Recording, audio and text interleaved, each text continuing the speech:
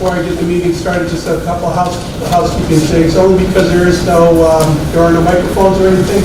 We'll just ask that if you have questions or if there's comments that you're making, that you try to project as well as you could, since it is being recorded and the only microphone is on the camera itself, so people can hear. But I'll start by calling to order the regular meeting for the Board of Selectmen, and it is 5:05. And I will allow, this will be our first item on the agenda is a tri-board meeting. Prior to that, I just wanted to make a couple of quick comments from a Board of Selectmen standpoint and just say thank you to all the different board members for taking the time out. And know this is a special meeting for you. It is a very important topic. This particular topic is one that I feel is one of the most important as far as our town is concerned. It will help us to determine exactly what direction we go from a Beecher Road school standpoint as it relates to the learning space at Beecher Road. So thank you for all the work you've already done. Thank you for getting it to this point. We're now our three boards. This is the Board of Finance, the Woodbridge Board of Education, Beecher Board, and the Board of Selectmen.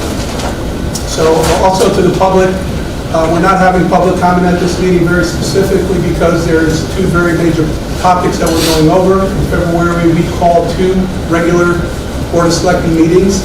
And there's another Board of Selectmen meeting on the 26th where we will have our regular agenda, and at which point we will indeed have public comment at that meeting. So there will not be public comment this meeting, but we just wanted to explain so folks understood why that's the case. And with that, I will just turn it over to the other board chairs to see if they're opening their particular special meetings.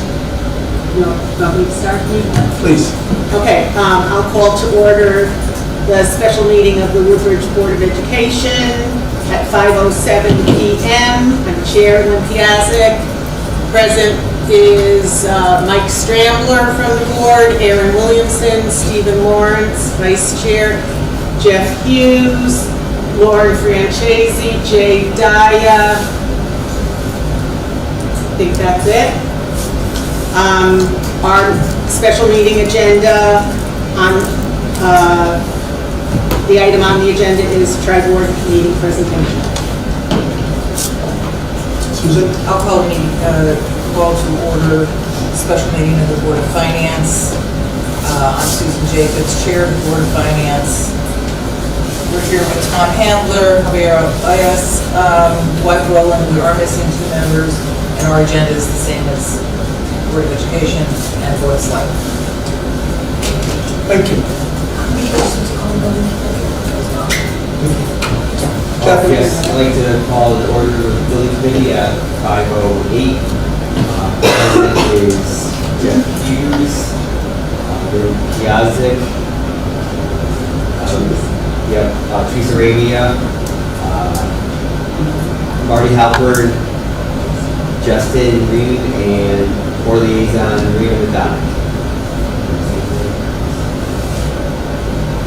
Thank you. I believe that's all our boards who are represented here today. And the first order of business is to receive a presentation, and I will turn it over to the Jeff and the business committee to move forward with that. All set? Sorry, yeah, Sure. Sure, Thank you. I'm Jim Giuliano. I'm president of Construction. You have to speak up more than that. I'm sorry? Exactly. We can't hear you over here. I'm Jim Giuliano. I'm the president of Construction Solutions Group. Thank you for having us this evening to go over our progress on the Beecher Road School. One thing I do want to emphasize, tonight we're not asking for any decisions to be made. Really, it's just kind of a check-in to show you where we are in the progress of evaluating your school and looking at different options. And we will show you the schedule that we'll present here, when later on in this process, when we'll be looking for decisions to be made.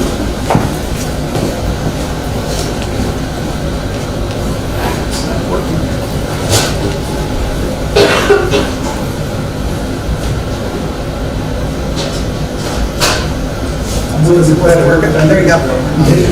Okay, when we pass it, So- paid before. With me this evening is Antonazzi Associates, the selected design firm that is doing the feasibility study. We have Lisa Yates, architect. We have Mike Ailes, principal. We have Mike Lasasso from Antonazzi, a principal, and Adam Keane. Their interior, and I know that it's a little bit more of a interior design director. And with CSG, we have Fran DiFiore, who is our educational specialist. She is brought in when we need to do educational specifications, which is a process that we've already completed. Next slide, please. A little bit about CSG and Antonazzi. We've worked together on a number of studies as well as construction projects, design and construction projects. We worked on 2 projects in Norwalk that were both design and construction. That is the Jefferson Elementary School, which was a renovated as new, and the Cranberry Elementary School, which was a brand new school built on the same site of an existing elementary school. We've also worked, or currently working on the Sherman School, which is a renovated as new while occupied, as well as we did a study for Plainville Middle School and West Rocks Middle School in Norwalk. Jim, yes, out of curiosity, when you say renovated as new, I just want to make sure I'm understanding what that really is. Okay, renovated as new is a term that's used by the state, and excuse me for kind of getting a little technical, but what that means from the state's perspective is that you're going to renovate a school building, and you have to bring up every aspect of that school building to a 20-year standard. So essentially, you're gutting and renovating. Really, the only thing that stays is typically the steel structure, obviously, the slabs and the exterior walls, but the windows would be replaced. Thank you. You're welcome. So how we got here? Back in fall of '22, the Woodbridge Board of Selectmen held the first meeting with the BIUBC. That is always it's a tongue twister, I tell you. The committee, that's what we call you. Yes, that's what we'll do. Established the committee, and then an enrollment report was commissioned by the Board of Ed in 2022. And then the WBOE, the committee, ad hoc enrollment, instructional needs, and space planning committee, the ad hoc enrollment, instructional needs, and space planning committee formed in March of '23. Report of recommendations was issued in June of 2023. I will say we were brought in, CSG was brought in, I'm kind of fast forwarding here. We were brought in officially in January of last year, 2024. We did get engaged with the Board of Ed in the late fall of 2023, and then officially brought on board January. We were asked to write an architectural RFQ, RFP for a multitude of different scenarios. We did that, we issued it, we went through a vetting process, and I will say the vetting process that brought Antonazzi on was robust. We had 2 interviews with the successful firm and some other firms as well. And the building committee selected Antonazzi to participate and do the study that we're here to present to you, or where we are in the process right now. All right, with that, I'm going to turn it over to Mike Ailes now, and He's going to go Let's see if I through can get this thing back. a little bit more detail on the study process. Now it's working. Sorry, Jim, she got it work for me. Good evening, everyone. Mike Ailes from Antonelli Associates. What we'd like to do is just start off with what the process is, and the first slide is, oops, I hit the wrong arrow. Let's try that one. Okay. Start off with the study process. And basically, everything that we're doing is really predicated on the schedule and trying to maintain this as best as possible.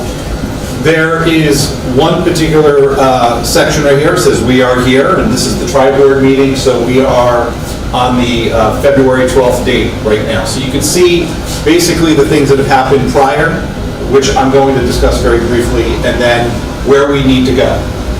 And you're going to hear a little bit of all of these different stages of the process. But ultimately, what our goal is, and what you should be aware of, is the deadline of June 30th for the state grant for reimbursement. That is the target that we are striving for. Right now, at this particular moment, there are a number of issues that we need to go through before we get to that part of that process, but ultimately, that is what we're shooting for. There might be some talk about also referendums, and right now, at this particular moment, there is not a referendum plan, but there are ways, whether you do it before or after the grant application, is perfectly legitimate, but we can explain that to you in more detail. But we have to get through this process of conceptual option development and then cost estimating, which we expect to be in the middle of March into the end of March. Option review selection, which would be the month of April. And then basically meeting again as a tri-board for, again, input and to look at what the cost and all of the options are. And then, hopefully at that point, you'd be ready to prepare for a state grant application. Yes? Thank you. Can you speak to the grant application, specifically, to the best of your ability, how competitive they are, what the likelihood of us receiving the reimbursement grant, what the match requirement is, and when the expectation to hear back, so the deadline is due. I can answer some of that. I know that my team probably could as well. I would give you the more high level because we are going to go over reimbursement and what the needs are, and that's more at the end. But to that point, I don't know of any school district that has been turned down for reimbursement. Not that I'm aware of. I don't know. And we're going to go over what the reimbursement rate is, assuming that you submit by June 30th, and we're going to go through what that process is. We're actually even going to talk about what's the difference between a renovate and a new, and all of the reimbursement strategies and things that need to be discussed at some point. So again, I think your questions will all be answered. They're more towards the end. All right, I'll ask them again. Yeah, and if we don't answer, yes, please ask. Okay, so moving on. In August through November, we had data collection and facility assessment. This is where we're collecting all the information we can about the existing school. Site, building, a number of different items that we are trying to collect to understand the school better. You could hear a little bit more about our understanding and some of the things we found out through that process. These are all, I'm not going to read all of these, but these are all the required elements that we have to assess as part of the whole study and eventually the state grant application. We have to submit all of this information because we have to know what are we going to address, what are we going to renovate, what are the systems, all of the different components that go into the assessment. Yes? So you have the existing renovation ordinance 2013-15, you have all the documents We have all the- there, so you just update on that? We have all of the documents that have been already previously either created, all of it, yes. And so this all gets into the assessment of the project. One of the things you probably saw on that schedule also is educational specifications. Those educational specifications are an incredibly important process because they are ultimately the guideline for design. I'm not the greatest one to speak to it, so it's going to be Frankie Fiore from CSG as well as Patty McCann, who will talk a little bit about the programming and the education specifications and that. I'm not the greatest one to speak to it.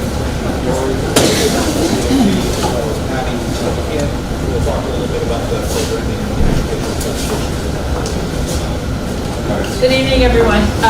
My name is Fran DiFiore, and I do educational specifications. I work for CSG. This is Patty McKeon, one of your residents. And she has assisted, she works for Antonazi, and she assisted in that process. We can talk a little bit about the EdSpec process. You won't have a problem hearing me because I am the educational person and I've got the teacher voice, exactly.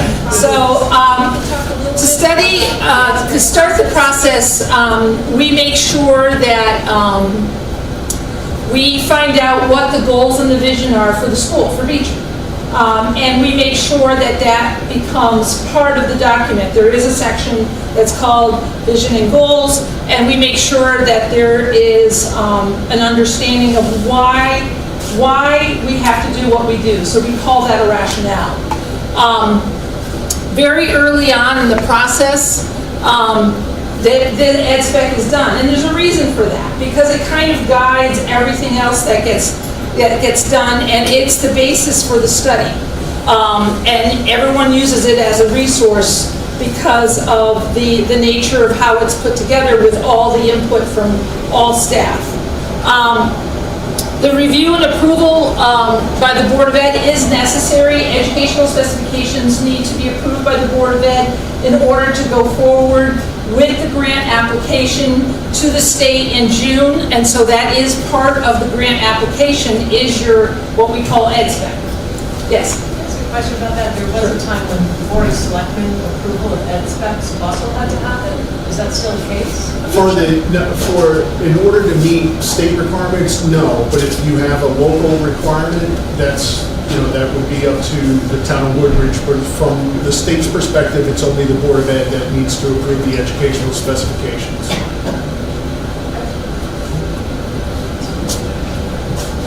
Part of the process at the very beginning is for us to, and this is myself and Patty, for us to go and be a part of conducting meetings with the staff at Beecher. And part of that is not just the staff. When you hear staff, sometimes we as educators, we think teachers, right?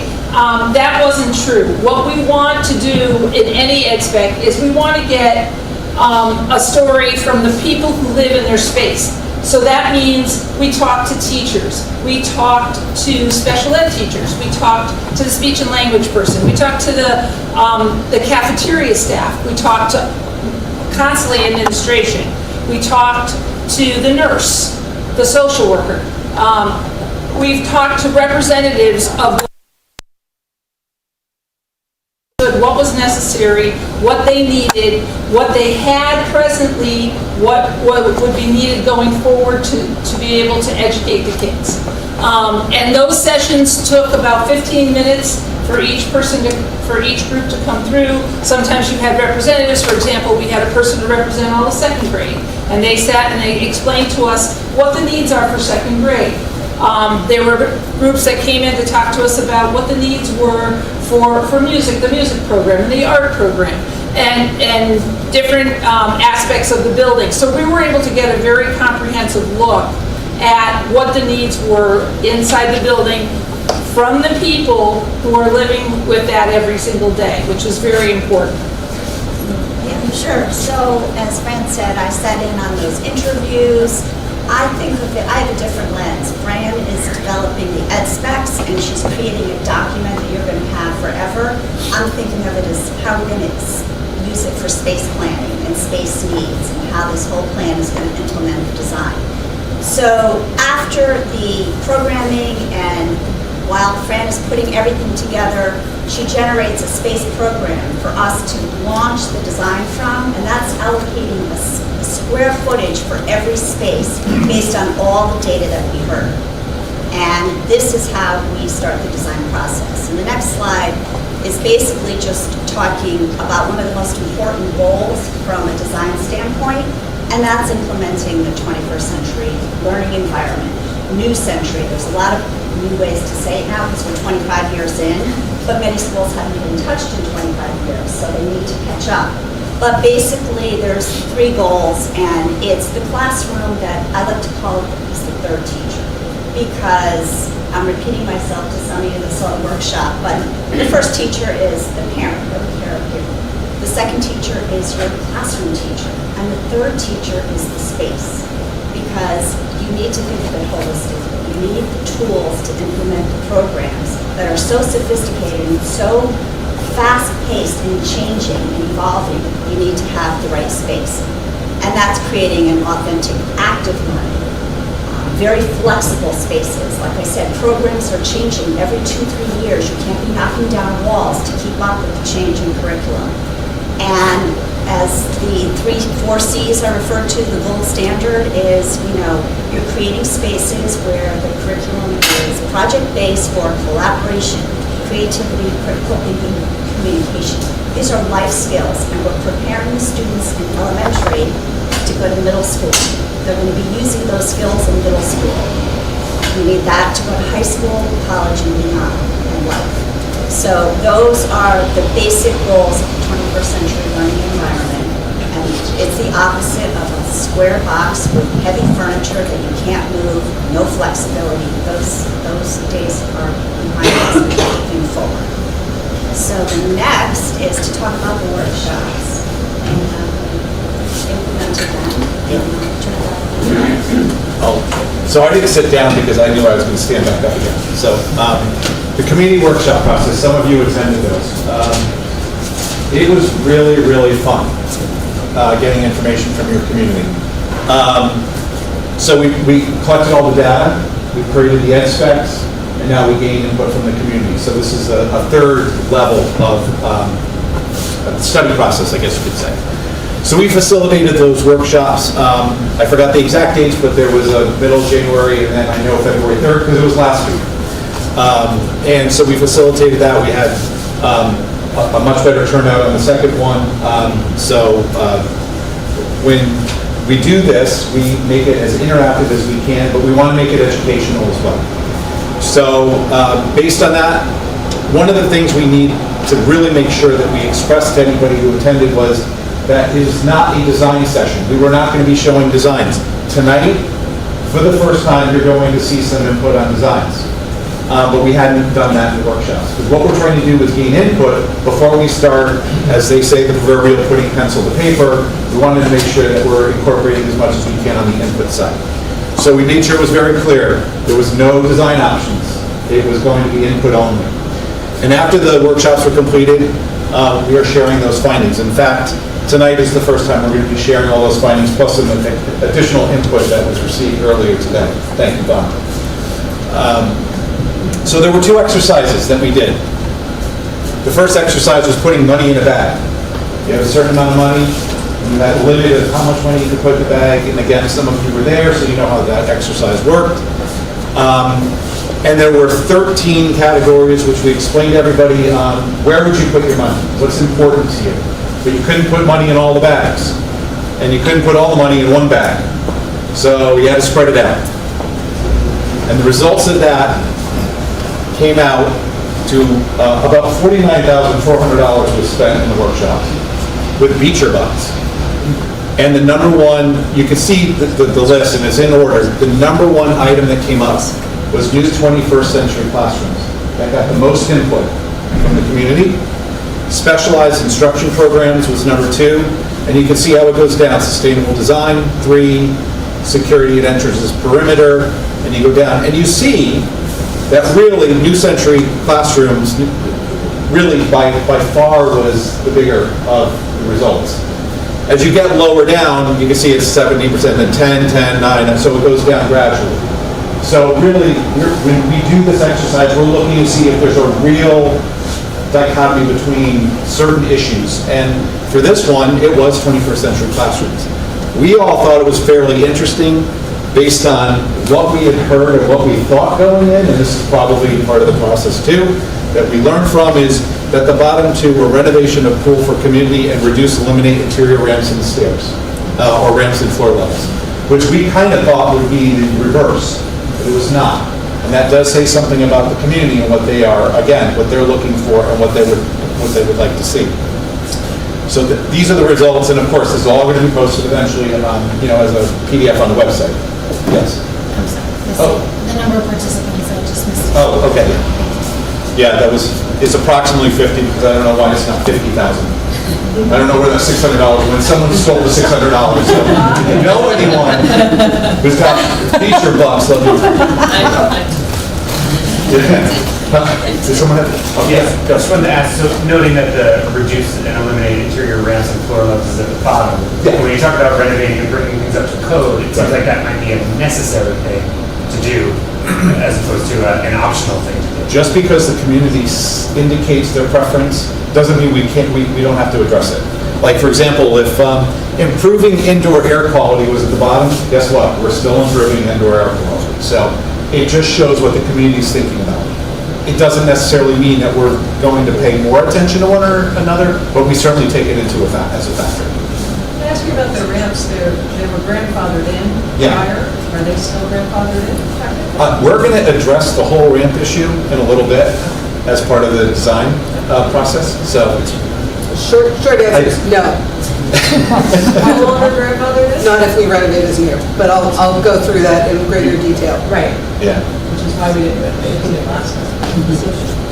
Yeah, there's certain things I can answer, but I don't want to be up here the entire night, so, but thank you for that. The next exercise number 2, was breaking out into subgroups.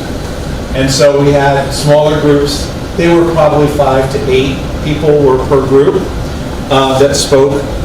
We had kind of like your rules of engagement, which we always post up there. But the 3 questions were positive aspects, challenges, and items you would like to see. If it hadn't been addressed already, what would you like to have in the project eventually? So, the positives we heard. You're going to see a lot of items on here.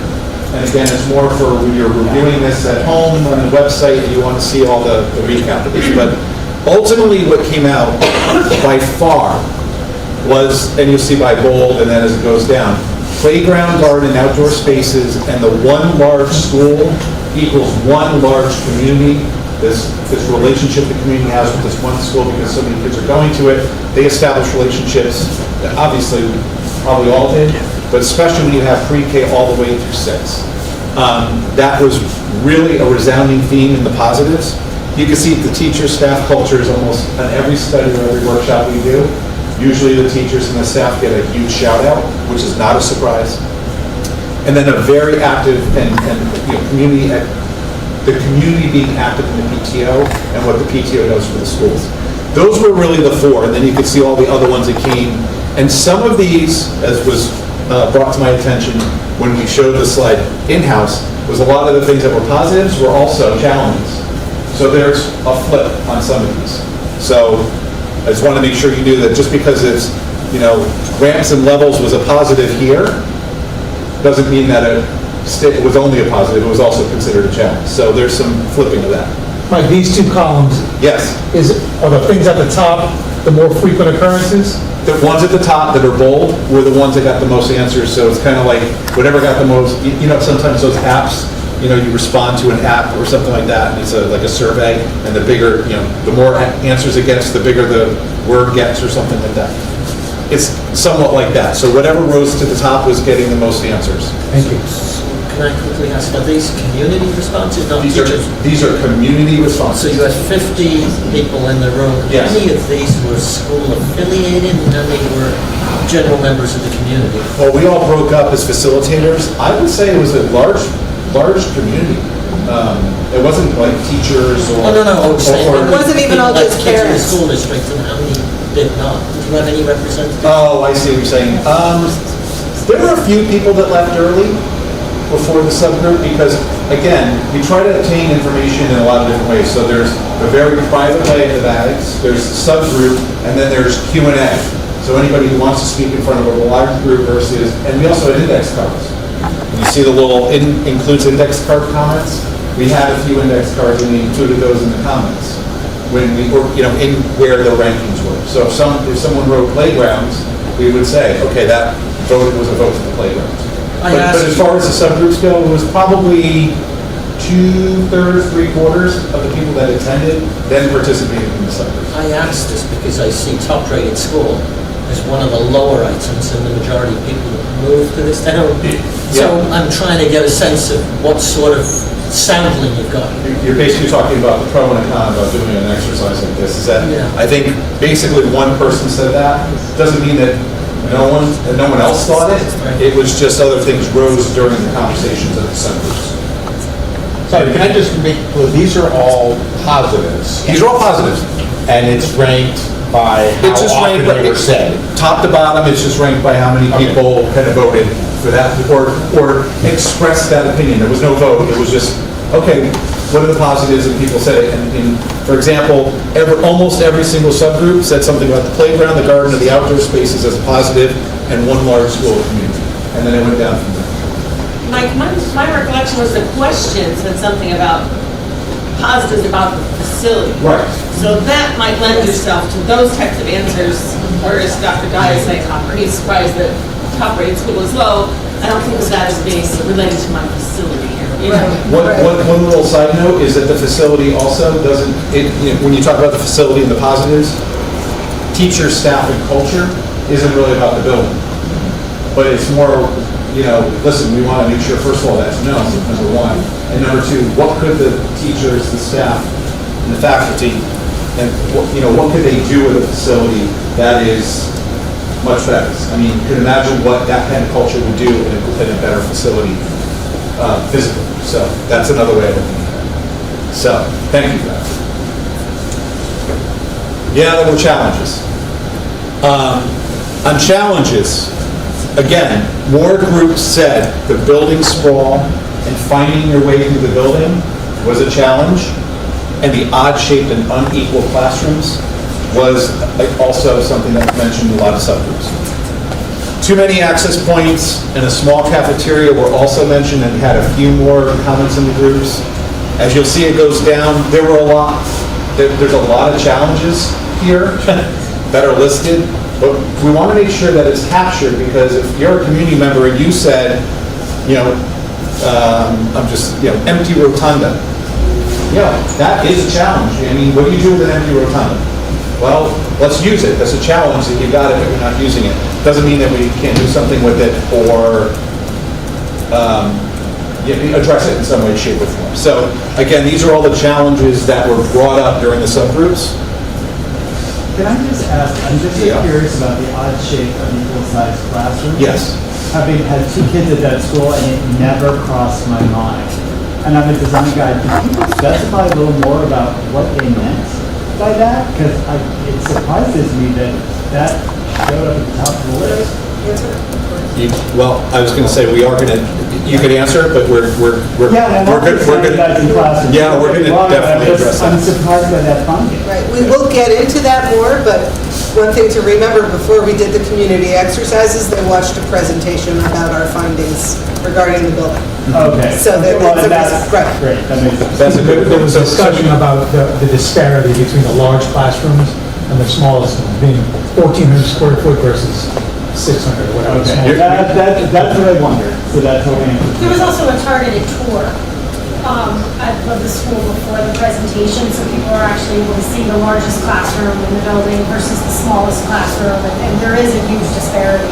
Yeah, and I think that's an important point, because I think community members, even those who have sent their kids to the school or may serve on the school board, may not actually realize that. It hasn't been lifted up, so this is actually very helpful. Yes. Agreed. Then we heard other things. So this was that third question. So what did we not address? What was not brought up? And you will see a number of items that are on here that were already addressed. For example, flexible spaces was one that was brought up. There's STEM spaces. There were things that were brought up in the other groups. But this was just kind of like, just throw it out there. And people did it. Obviously, you probably all saw my favorite one, which is zip line. Okay, we got that one. Okay, everyone laughed at that one. But you'll see that there's a lot more individuality in comments in this, because you're really saying just throw stuff out there. So you get sometimes outlandish things, and sometimes it's just, well, all I can think about is the size of the classroom, so I'm going to say it again. But the ones that kind of rose to the top on the subgroups was separate the pre-K 3 from the grade 4 on campus. move the central office off-site, enhance the full day, or enhance pre-K, full day kindergarten, kind of put it together, and then staff student quiet spaces. Those 4 were kind of raised in terms of what the subgroup said. Yes. I'm curious about the central office off-site. Were the participants presented with any information about how the central office used to be off-site and No. then was moved purposely there? No, not to my knowledge. No. They weren't reacting to Yeah. the move of putting it there, they just thought it would be a good idea to take it out. Right, just to note what Lisa said and to go to what you said, or just asked about, the subgroups happened at the very end. So there was a full educational, presentation, the bag exercise happened. So this was really the culmination of the workshop. So everything that everyone heard, they may have just said it again, or at least thought of something differently. But again, that's, some of these comments, again, they might have come up simply because they already heard it and they wanted to reiterate it, or it was something brand new that no one heard. So.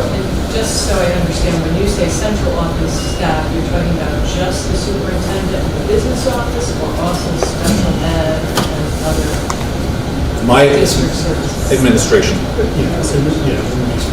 Not special education. Stay, and so only the superintendent of the business. And any central office administrative program. Right.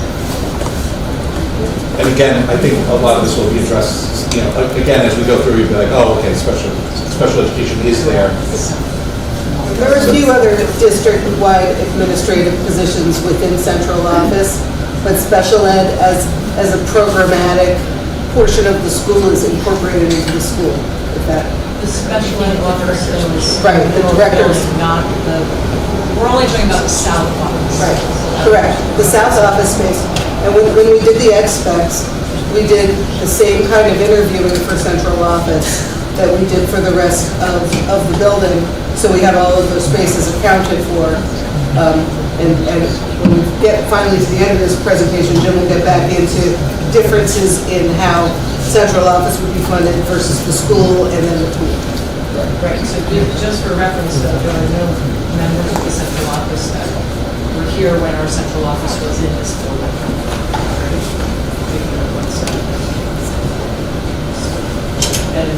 I didn't even have this. Right, I didn't even. Maybe that's good that we didn't know. Well, maybe. we purposely brought them back there, and it was a multi-year process to do it. Yeah. So there's rationale. I'm sure there is. There was no historical information that was shared at the participants. Okay. Okay, so we added a slide today. This was a student survey. This was something that came up at one of the workshops. I don't know if it was the first one or second one. It came up at both. But yes. People suggested. And it was suggested to get student input, so 5th and 6th graders were asked. Same questions, although the last one about what would you, it really was addressed, but it was what are the positives and challenges? There is quite a bit of synergy between what the community said and what the students said. Again, not to go through all of this, but you could see that, and there's, by the way, no order. This literally came right from the survey in the order of the survey, so there was no, one was greater than the other. But you can see on the positives and the challenges, there are similarities in how the community responded to how the 5th and 6th graders responded. Whether it has to do with the classroom sizes, what has to do with the length of travel. In some cases, the navigation. Some of the kids positive said the school building is easy to navigate, and yet the community said it's difficult. The wayfinding is difficult, but this is coming right from the 5th and 6th graders that responded, and they also had a few quotes. My favorite is that Ms. Fonda, Mrs. Lemke, and Mrs. Buzzard don't have classrooms, and I always see Mrs. Buzzard running around. So we capture that and made sure that whoever said that sees it on the slide. So, but you can see that, again, I think it was really helpful. I debated today when I got it, I was like, do I have time? I found time to get this in here because I think it's really important to hear what the students are saying. Because you were saying your kids have gone through the school, well, they probably can relate to that. So, Fifth and sixth graders have the larger classrooms, and you can tell they enjoy having really large classrooms. yeah. Can you speak to how long it's been since this age group has had access to the pool? Or maybe someone else in the board that could. It's surprising. I'm curious because it's not represented by the students.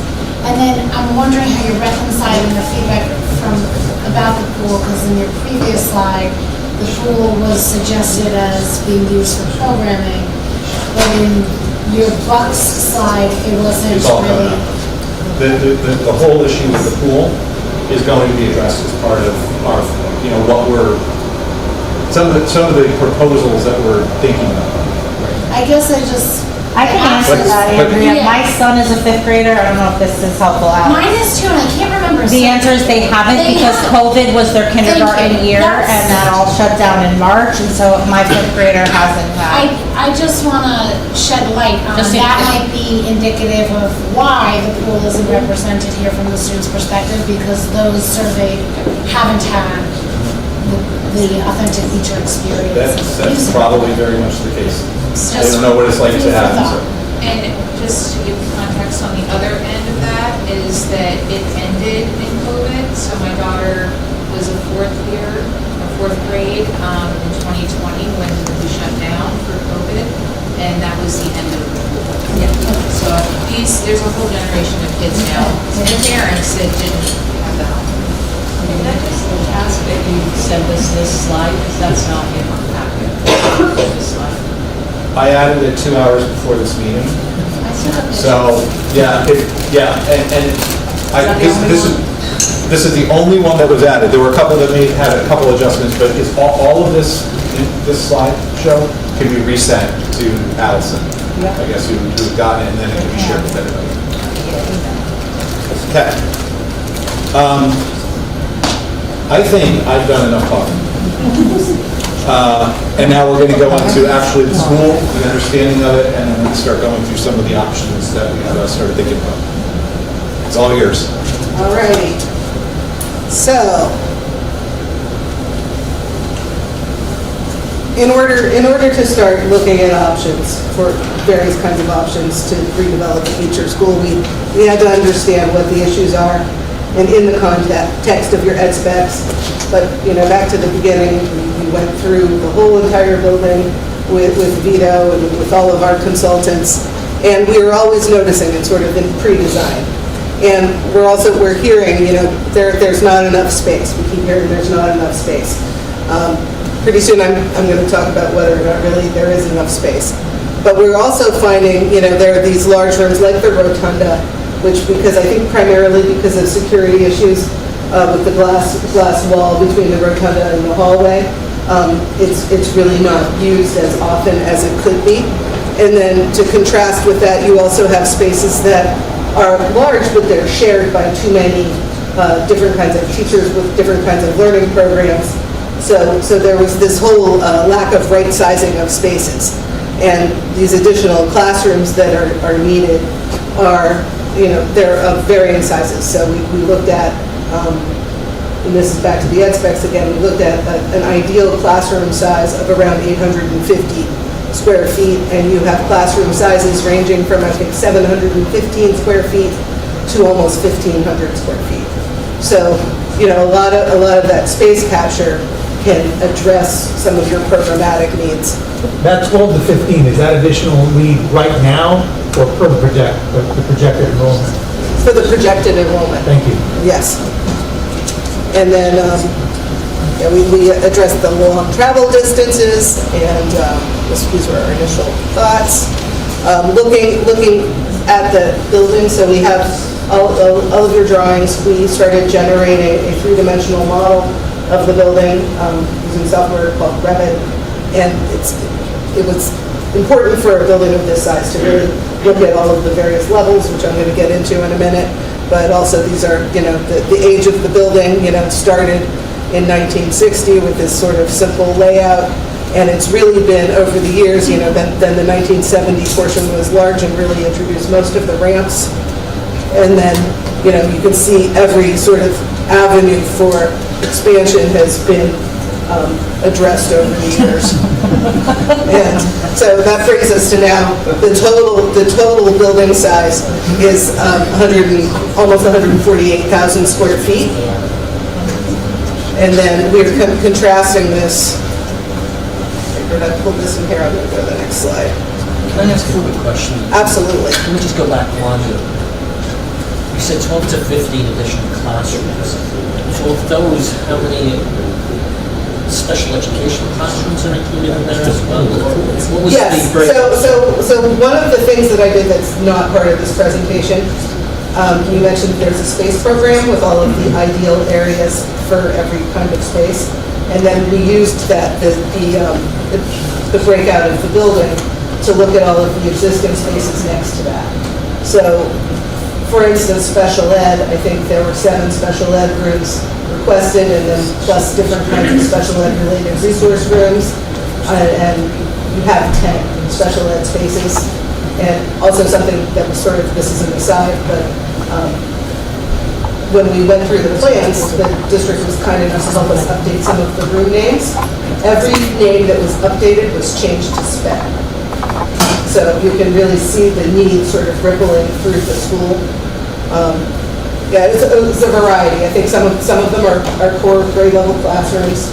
Some of them are, I think, like the second Spanish room, a better math room. You know, so they're all different kinds of. And that's actually because of the way the school's managed. That the deficiencies are spread out, so that you're doing the best you can in each department. So yeah, the total school is 147,000 square feet, including the pool and the central office. Your highest projected enrollment, this is going to keep coming up, is 1,039 students. Your current enrollment is 884. And so this is something that we picked up even in the interview. One of the first things we noticed is the school too small because we need more spaces? Or then you look at the state standards and, oh, here's the first, oops, sorry. Whoa. Here's the back. I'm getting too excited here. So 134,000 square feet of the 147 is for the school, not the central office and the pool. So you take that 134, which is the current effective size of the school, and you compare that to the space standard, which we have a slide later in the presentation where we tell you exactly how we got there. The space standard allows 130,000 square feet. In renovate is new, Jim will get into this, it's unlikely they're going to make you randomly tear down 4,000 square feet, likely to get a waiver, but in new construction that 130 would be more likely to apply. Your site is a similar challenge. It's a 43-acre site. It's huge, it's beautiful, it's got a ton of topography, and based on the ramps, we're all guessing that you have a lot of ledge on the site, and that's the reason that they built all those ramps. And so, looking at this, as I was saying, we're really drawing a bright line between the school and the pool area and the central office. Both look at space calculations and also because of some of the feedback that we got from the school side, from a security point of view. It's fine if the children use the pool, but there has to be really great separation for security. You can't have, like, there are groups, shower rooms for adults that children can walk into. There are things that we just can't have in an elementary school with that. So this has to be segregated. And this will come up again too. You asked about reimbursement rates for new construction, 22.5%. For general construction, which would include renovate as new, you get an extra 10%. We'll also talk about if, when you look at the cost, if you can prove that new is less than renovate is new, then you get that extra 10%. Sorry if I stole Jim's thunder for later. But so this is the existing school. I'm not going to dwell on this too much, other than we're going to pull it back for reference, and I continue to look at it for reference.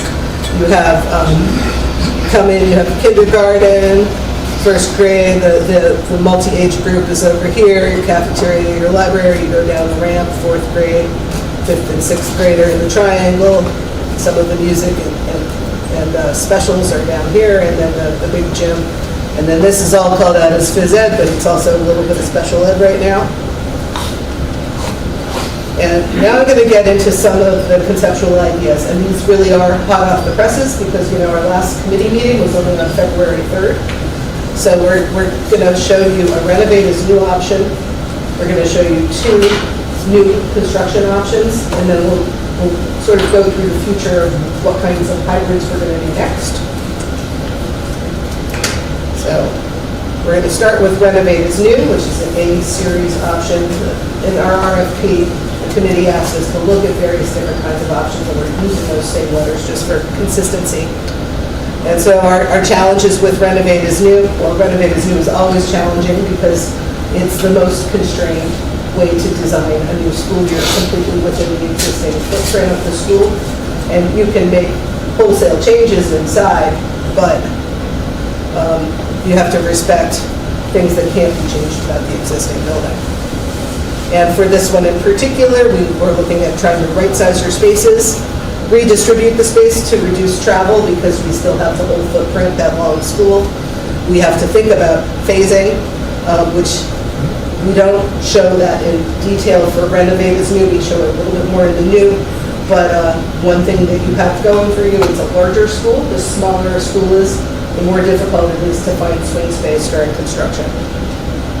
So in order to even look at renovate as new, we first had to analyze all of the different levels. And some of these levels are showing up a little bit light. But there are 16 discrete floor elevations in these buildings. 16? And over here on the right, which is north, the first grade wing is the highest one. It is 38 feet above the pool deck. And even this space where you walk in, the south entrance, is 30 feet below this, and that is all accomplished with ramps. And so, we had to use this document to even lay out renovate as new because you might be able to fill in a floor, but if you know you have ledge and you have foundations, you can't randomly drop a floor without getting yourself into some trouble. And this next slide just turns the levels off. So we went through the whole building and looked at every single ramp. And surprisingly to me, most of the slopes were okay in terms of accessibility. However, you had a lot of ramps that were longer than the allowable 30 continuous feet of a ramp without a landing. So the ones that were too steep were actually these connections from the 60s era. And so these 2 ramps we made a little bit longer and added a landing. The ones that are shown in the purple, which is a little bit light here, all along this area, we were able to reduce the slope of those ramps from a full ramp slope to what we call a sloping walk. So a ramp slopes at 1 vertical inch for 12 inches. The sloping walk has to be 1 vertical inch for 20 inches. And then you're allowed to continue the ramp for longer. You don't need railings. It feels better when you're walking on it. So we were able to put those in here. These areas, we had too many spaces to get in to accomplish that. And then once you get past the center triangle, the north part of the South School, it becomes really difficult. There's just so much pitch there. But we were able to get everything to be code legal in this area, except I have the pool ramps highlighted as red. That's not worked out yet. Yes? So you're trying to even out the ramps only to achieve renovate as new? Yes. Yes. When you see the new building options, don't have any ramps. Right. You also look at renovate without having to renovate as new, just remaining grandfathered. We can talk about that from a reimbursable standpoint. Jim explains it much better than I do, but you get the full reimbursement amount, but only if you're changing program. So if you're just improving a classroom or improving the hallway, you wouldn't be reimbursed for that. So that would be the rate we got. The current project that we're still paying for, the renovation that happened in 2015. Right, that was like a maintenance, classified as you improved the school, but it wasn't. Right. So this slide is the layout for renovated new. And, you know, on this big screen, it's hard to see, it looks like a bunch of boxes, I do understand, but we held the front entrance, this yellow is admin. Throughout everywhere, we looked at trying to normalize the size of classroom spaces. And in the 60s wings, all of these spaces had either toilet rooms inside the classrooms, or little, and they were mostly non-ADA compliant, or little toilet rooms that should be in the classrooms, but the door opened into the corridor instead of the classroom, so that was really prevalent. And so we looked at the, you know, where we received sort of educational spec instruction to put toilets in the classrooms, which would be pre-K and K. We put them in the classrooms, and those are larger spaces anyway. We were able to increase the smaller classrooms up to speed just by pulling up the toilet rooms. And we were really careful in this one, just because there are toilet rooms in the classrooms, there are a lot of toilet rooms in the building still. More multi-stall toilet rooms. And this is a big thing for Beecher, because I counted 63 small toilet rooms, single toilet rooms that opened into corridors. That's a ton of maintenance. It's a lot, and most of them weren't even accessible. We're keeping the cafeteria where it is because it was recently done. We're expanding it a little bit into the library. We're pulling the library down to a more normal programmatic space. It's quite large. We can look at, a lot of people really like the size of the library as it is, but if you're going to put a hard stop at 134,000 square feet, you have to decide who doesn't get space because the library gets space. So we're trying to balance it all out.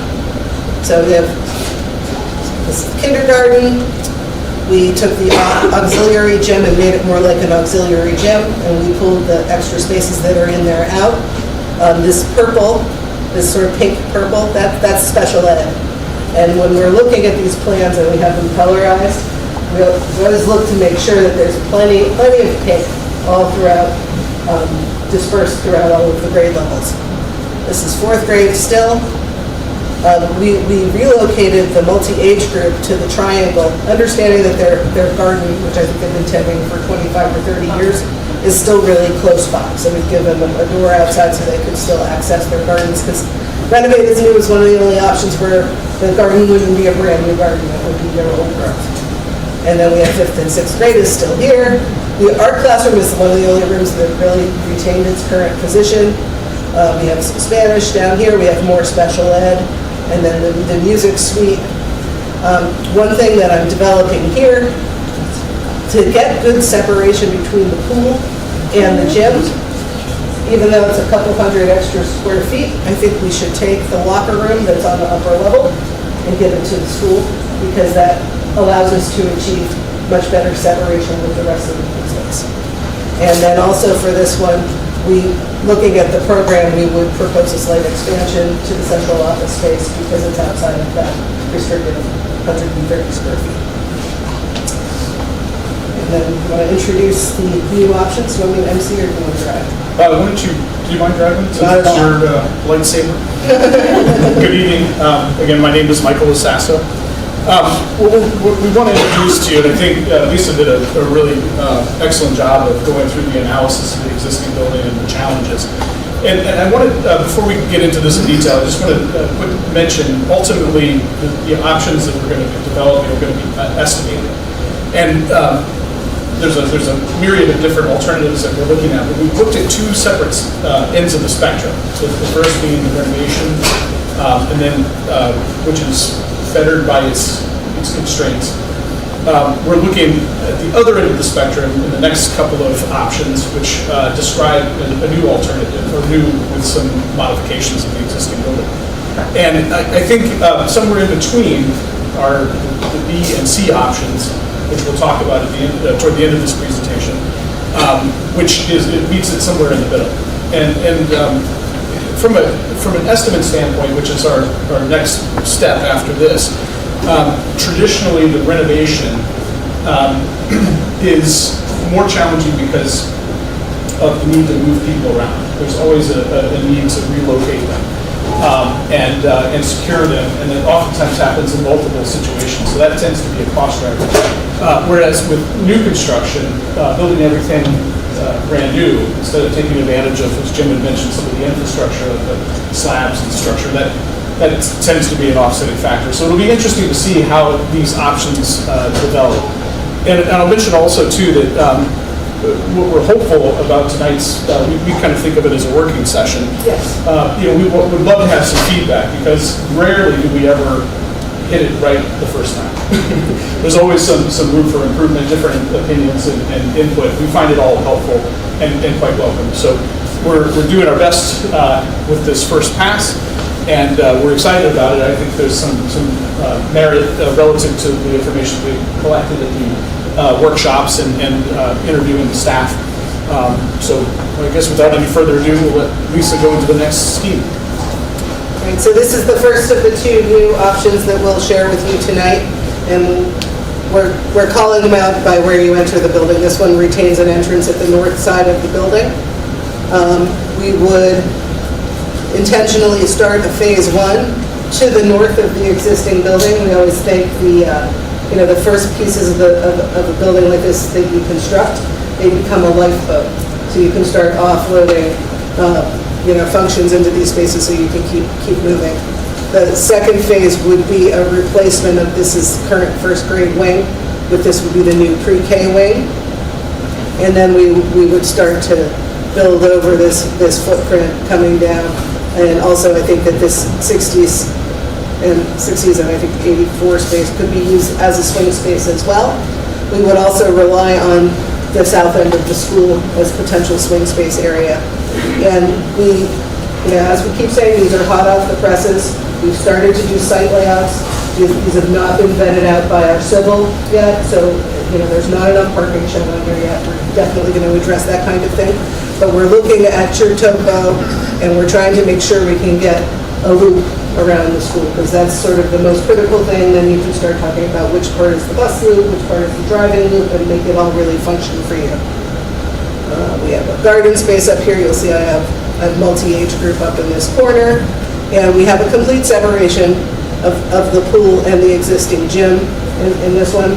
So I intentionally left the gym attached to the pool. That would all become a community space that could be used by the students, and that's sort of something that we'll get into in terms of grants.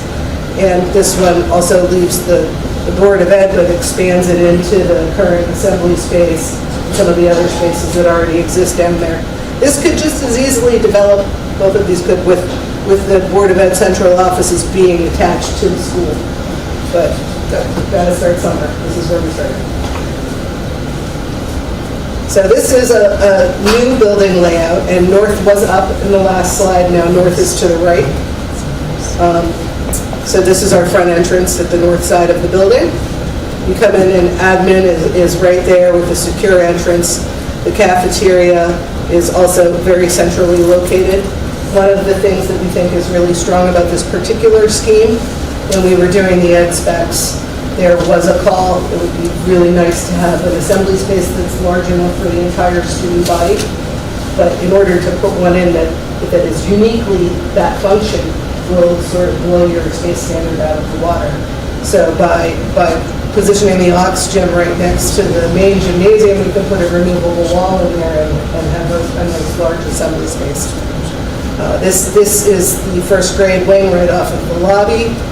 This is the pre-K wing over here. This is multi-age group, and their garden would be outside. This is the library. These are some of the specials. These are Spanish, ELL. As we come down here, we have the music suite is positioned adjacent to the assembly space and also away from the other classrooms, which is good for acoustic transfer. We have our receiving and main utility spaces central to the building. We also have potential loading area right next to it. And then as you keep coming down here, this line here, we address the hillside by adding a split level, basically.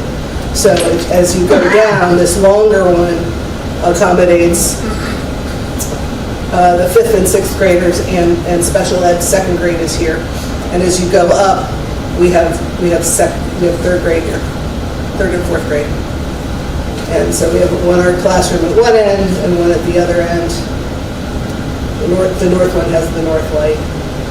But it was, I have to say, for all of us, it's very freeing when you start packing everything into a renovated new option, and then you look at a new option instead, because you sort of can remove all of those constraints and get more of those relationships and compact the building a little bit differently.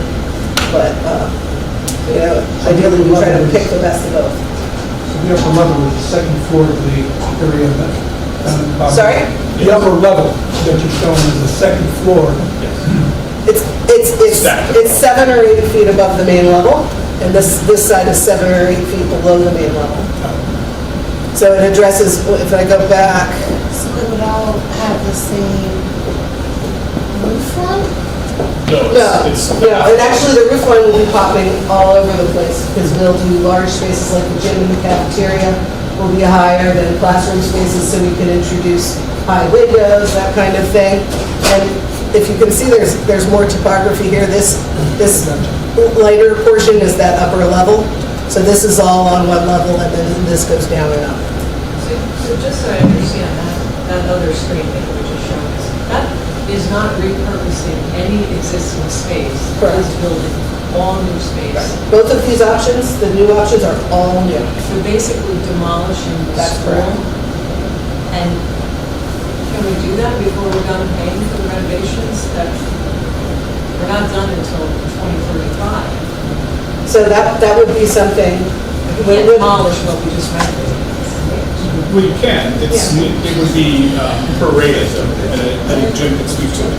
I think for the purposes of this presentation, though, again, we're addressing the RFP as it was generated, which was a new option, an addition, and a renovation, or a series of So alternatives. the cost of demolishing the space that we got state funding to renovate 10, 12 years ago, that would be factored into the two cost estimates, so we can figure out whether we can do anything like this. Yes. For sure. Yes. This is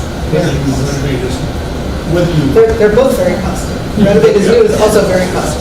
right. And that's why I asked if you also looked into just renovating. Yeah, it doesn't, whether you renovate as new or new, that cost of, you said 2015, that cost has to be accounted for in either scenario, because the state is saying, we gave you money in 2015, and now, it has to be prorated for your reimbursement right now, So when you say regardless of what prorated, you do. are they gonna want the money back? No, what they don't ask for a check back, what they'll do is, Take it you off get your it, they'll take it off your reimbursement. So you're 10 years I'll let you in, finish. you're halfway through, right, we're 2025, you're halfway through your, We have another 10 years. you have another 10 years, so they prorate that 10 years of whatever that cost was. Today, 10 years today, your project is not going to start for a couple of years anyway. No, it's when you submit the grant application. But it's also going to be, the project is closed out as well, too, so we have to look at that. Yeah, we're gonna have to look at that. Can you please speak to the difference in impervious surface in this new build example relative to the current? So we have not done a full analysis of impervious surface, nor have we designed the site. So, but I think it stands to reason that, and the next scheme actually compacts the building footprint even further. If you're compacting the building footprint, you have opportunity to reduce impervious surface. Quickly ask about upkeep. So students will need to be housed somewhere Yes. during this renovation. So if you have renovate as new, can you have occupied and not partially Yes. occupied? However, if you're gonna have a new construction, then we're gonna have to find a place to house 850 There's students. no path forward without a really strong phasing plan. And the phasing plan, we review that actually with our cost estimators at the very beginning, because there's a cost associated with that. It's the opportunity Right, cost. and then when you get a construction manager on board early in design, phasing is, it's got to be baked right into the beginning of every design. that speaks to what I was alluding to about the cost estimate and what we see as being, drivers between the renovation versus a new or expansion. Usually the renovation tends to be driven by the phasing. It takes longer, and that adds to cost as well. However, there's the opportunity cost of still maintaining the school. Sure. And continuing the education. Whereas the other one would have to house everybody at school. And is there a feasibility, have you looked at that, feasibility of housing 850 students? Only very initially, not in every depth. We're looking at it as something to avoid. Yeah. Thank you. Quick question, just in terms, because it's a split level design, disability access, is it an elevator, is it? Right, so right where the stair is, there's an elevator right at that point. And then is it designed in a way that, in a sense, a child with physical disability would, for the most part, stay on that level for the course of the day? They'd be able to go to most specials. Right, there are enough specials on that level. And also, these are sort of right out of the gate. We'll review them again with the school, and if we find, oh no, this special ed is not used as much by this grade level, it's used by another grade level, we can do a lot of swapping out of these spaces, because part of the point of this, we're assigning all of the spaces in the program. But if we have the right size spaces and they're modular enough, I always know we're getting close when we sit with a group and they move the names around, right? Instead of the whole thing, because it shows us that we've got that modularity going and we can sort of take care of everyone. Ready? I'm set. Okay. So I'm afraid I'm not going to be able to address your concerns at all with this. I'm probably going even further at the other end of that spectrum. But in this option, we looked at, as Lisa had mentioned, a more compact version of the same space program incorporated into a different structure. I apologize for the color rendering, but the two more yellow, or orange and yellow at the top, are representing new wings that would be constructed initially outside of the footprint of the existing school. So that work would be done independent, or while the existing school is still in operation. And we, in both schemes actually, we opted to begin that construction on the nice level parking lot that we have at the top. And the goal with this was really to organize it around a central theme that we saw in some of the interviews, which is this garden space. Now I know that the ultimate desire is to have a large meeting space, an internal meeting space, but I felt the concept of the garden was a strong one relative to the program of the multi-age group. And so we introduced that into the program as a means of organizing the space, and also organize all of the classroom spaces around that space, so that every grade essentially had a glimpse into the garden from their vantage point. The other half of the building, the more brownish looking stuff, which was supposed to be more orange, is essentially the balance of the program. And we chose to build this on top of the footprint of the existing building. I think to whoever brought up the concern about lot coverage or impervious surface. So that there is hopefully a benefit that we would at least maintain the same, if not offset it to a certain extent. The other thing that both options introduce are two levels, and that's really efficiency, I think, in a lot of ways. It does reduce the footprint of the building. It also helps consolidate travel through the building. Because certainly one of the challenges, I think, of the existing facility is finding your way, through all those ramps, and certainly at this age group, you're not traveling as much as you would likely for high school, but there's still quite a distance to travel. So what we're trying to do in this is consolidate things into the same general vicinity. The other thing that we took advantage of, and I think, there was a theme that I was hearing in the early part of our presentation, that your strengths are oftentimes your greatest disadvantages as well. This is an absolutely gorgeous site. It was one of the most striking aspects about it when we first arrived. And it's like being in a park. And the cascading hill and the buildings coming down the hill are really quite beautiful. That is also challenging to work with, obviously. But we've tried to organize the new construction in and around areas that are generally the same elevation. And that goal, again, like eliminating the ramps or the long connections, was a desire to keep everything at the same plane, and so that students could navigate generally, at the same basic level. There's ancillary benefits like security, the ability of the faculty to move through the facility and get to other parts of the building quickly in emergencies. So we also, in this option, developed a ring road, and we're showing parking at the top and bottom. One of the things, and I'm not sure if this is a concern or not, but the parking at the top and the bottom, we think we've done in large facilities like this, broken it up. And there's benefits to that in that the parking at the top, for example, can be converted easily into a parent drop-off for the pre-K, which occupy that side of the building. Larger parking, probably even larger than is described there, is beneficial for after-hours use. If, say, for example, the gymnasiums, which are in that sort of dark panhandle-shaped piece, are being utilized after hours.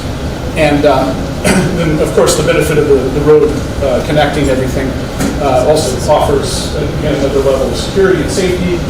Emergency responders can access the full perimeter. But at the same time, we're still trying to preserve that hillside, all of the greenery, and really there's not a bad vantage, even though some of the students will be on the outer part of the building and looking, outside of the courtyard. They're still going to be looking at a beautiful green space. So it's really a fantastic site. And then just the last word about this particular option on the south portion. This option opted to maintain the triangular rotunda space, which I think is a cool space, actually. And frankly, that's the perfect opportunity, I think, to introduce Board of Ed, central office spaces, and a community meeting space. Now, again, we have to look at the funding, how does that get executed? But it's a wonderful structure with the blue lamps, exposed timber, so it's quite exciting. We may not be as tied to the renovated new constraints over here. We might get a little bit more grandfathering. Yeah, it's possible if it's treated as a central office facility. And then the pool and the facilities to the south essentially remain in the same configuration that exists. Question? To my recollection, there used to be, and I think still are, woods trails through the woods, I think named after because it's gets restricted. Would those be affected by this? Do you know? That's the dark line on the map. Yeah, so I'm affecting them by driving over them. I wasn't aware of that, I apologize. I assumed that was access. Well, actually, the outer boundary looks like it's really intact. It's essentially that shorter connection closer to the building that would be impacted. So. But it does put the playground on the other side of the driveway. Correct. Yes. Yeah, we're not in the playground area. That was one of the constraints that we were trying to work on. I think, honestly, that could, I'm glad you mentioned it because it's something that in future development of this, we can explore, expanding upon even further. Yeah, the full legacy trail previous staff member that was dear to many students and people. Gotcha. All right. Forget this scheme. But, there's a lot of other more, relevant things to consider.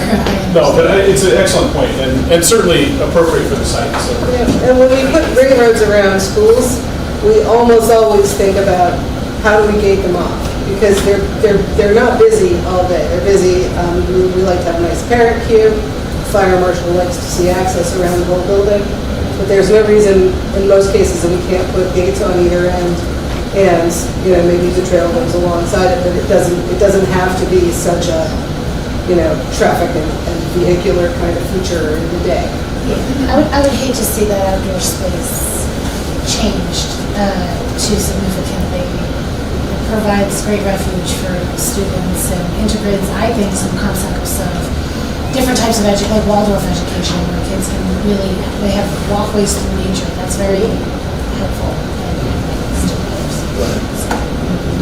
Well, and I'm hopeful, and I guess maybe go to the next slide, that same loves doing good trails too. Our civil engineer. That same theme, I'm hopeful, can be introduced into the garden itself. And while we were developing this, I think one of the most unique programmatic aspects I've certainly never encountered in another school is the multi-age group component, which is prominently featured at one end of the building. It's at the end of the caps, the end of the courtyard. And the concept is actually to introduce their gardens inside of the space. We intentionally designed it in a manner that it was large enough to really accommodate it. North is now on the right-hand side, so we have a beautiful south exposure, and we try to keep the portions of the building that are to the south and east of that courtyard low, so that you got sun inside there, whereas the section on the west and south are two-story spaces. And as I mentioned before, all of the green that surrounds it, the lighter green, represents the standard classrooms. So again, the way the proposed plan groups these spaces, the pink spaces are the resource spaces, and they sort of demark the difference between age groups. So each grade level has an opportunity to view into the garden. Again, others will have an excellent view looking in the other direction. The lower grades, K and pre-K, are located there. Yep, exactly. And again, with the parking at the side, we thought that was a good opportunity to introduce a drop-off, which probably cycles at a different time frame than the average, or the remainder of the students that arrived at the school. At the other end of the courtyard, we have the art spaces, and again, with north-facing light, but also looking into the garden, which I think is another sort of secondary focus, so that we begin to migrate into the common spaces of the building, and so all of the students understand that as partial ownership. It's not just their space; it's ours. But we also have a place to go in the building, which is defined for them as well. There's envisioning taking out the doors, the classroom doors. Pardon, I didn't hear the first part. Right now, all the classrooms have a door to the outside. You're not envisioning that. We didn't propose that for this particular plan. We do have obvious at-grade exits for the younger grades, but it certainly could be introduced. And even in the resource rooms, we are showing doors into the courtyard. The idea is to bring them in as much as possible to utilize that. The doors to the exterior were one of those things that came up as a positive and a negative. Because people really like how that they can get out into the existing, your beautiful site. And your security people absolutely hate it, which they should. So we did put $1 million worth of security in to address that in that renovation. Right, correct. But it's still a door. Right, so it's still something that needs to be maintained. But that's actually, it's one of the nice things about introducing a courtyard, because you can be a lot more free with the doorways into the courtyard. Right. Because they're a layer of security in and of themselves. This option continues southward with the common spaces, and similar to the previous scheme, we've introduced it's really hard to see, I'm going to actually walk to the screen here. This area. I can't stop guessing what you're going to talk about. So effectively, this portion of the school is lower by a story, and that is designed essentially to make a connection back to the Board of Ed spaces, the central office spaces that are on the other side of the street. It also provides a secondary advantage. Those three blue classrooms that are grouped south of the are music rooms, and they benefit from higher ceilings. So we have the opportunity to raise that ceiling at the same elevation as the adjacent gymnasium, even, which is probably more than it needs, but it gives that extra volume for improved sound quality. In the orange and the blue and the admin spaces that are yellow, we're on top of essentially the position of the existing cafeteria, kitchen, and the existing media center. They've been modified, but again, trying not to expand too much beyond that footprint as much as we can, so that we're not dealing with blasting and we're dealing with ledge, things of that nature. This option tries again to get as much outdoor exposure as possible with all the perimeter glazing. We do have some interior spaces, but they're secondary shared spaces for PE activities, things of that nature, so they're not necessarily focused on the outdoors. And if you go to the next slide, you just see the balance of the upper Just out of level. curiosity, before you move on, Sure. This is 106,000 square feet. You mentioned 130,000 square feet. That's the total is the upper level. Thank you. Yeah. Here we go. Right. Subtracting the courtyard. These are the upper level grades, and the block that's, I guess, to the top of the plan, headed right, are the third and fourth graders. The fifth and sixth are stacked in that section to the south. And we've also organized it in this option to avoid having the different grades migrate through those classrooms. So the fifth graders can get to an elevator or a stairwell independent of having to migrate through somebody else's class space, which oftentimes is helpful in terms of managing student transfer. Right. This first pass, both of these options are ever so slightly above the space standard, and the idea is that if they're selected, we'll pick them up. It's easier to do with new construction. You don't necessarily have to say, okay, we're eliminating this room. You can just squeeze the building a little bit. Right. And so next up, this is sort of our going forward point. So as we were sort of mentioning, this is our process. So we had our community meeting on February 3rd, where we're sort of taking the two most extreme approaches, the A option and the 2D options, to establish our vocabulary. Tomorrow, we're meeting with the committee again.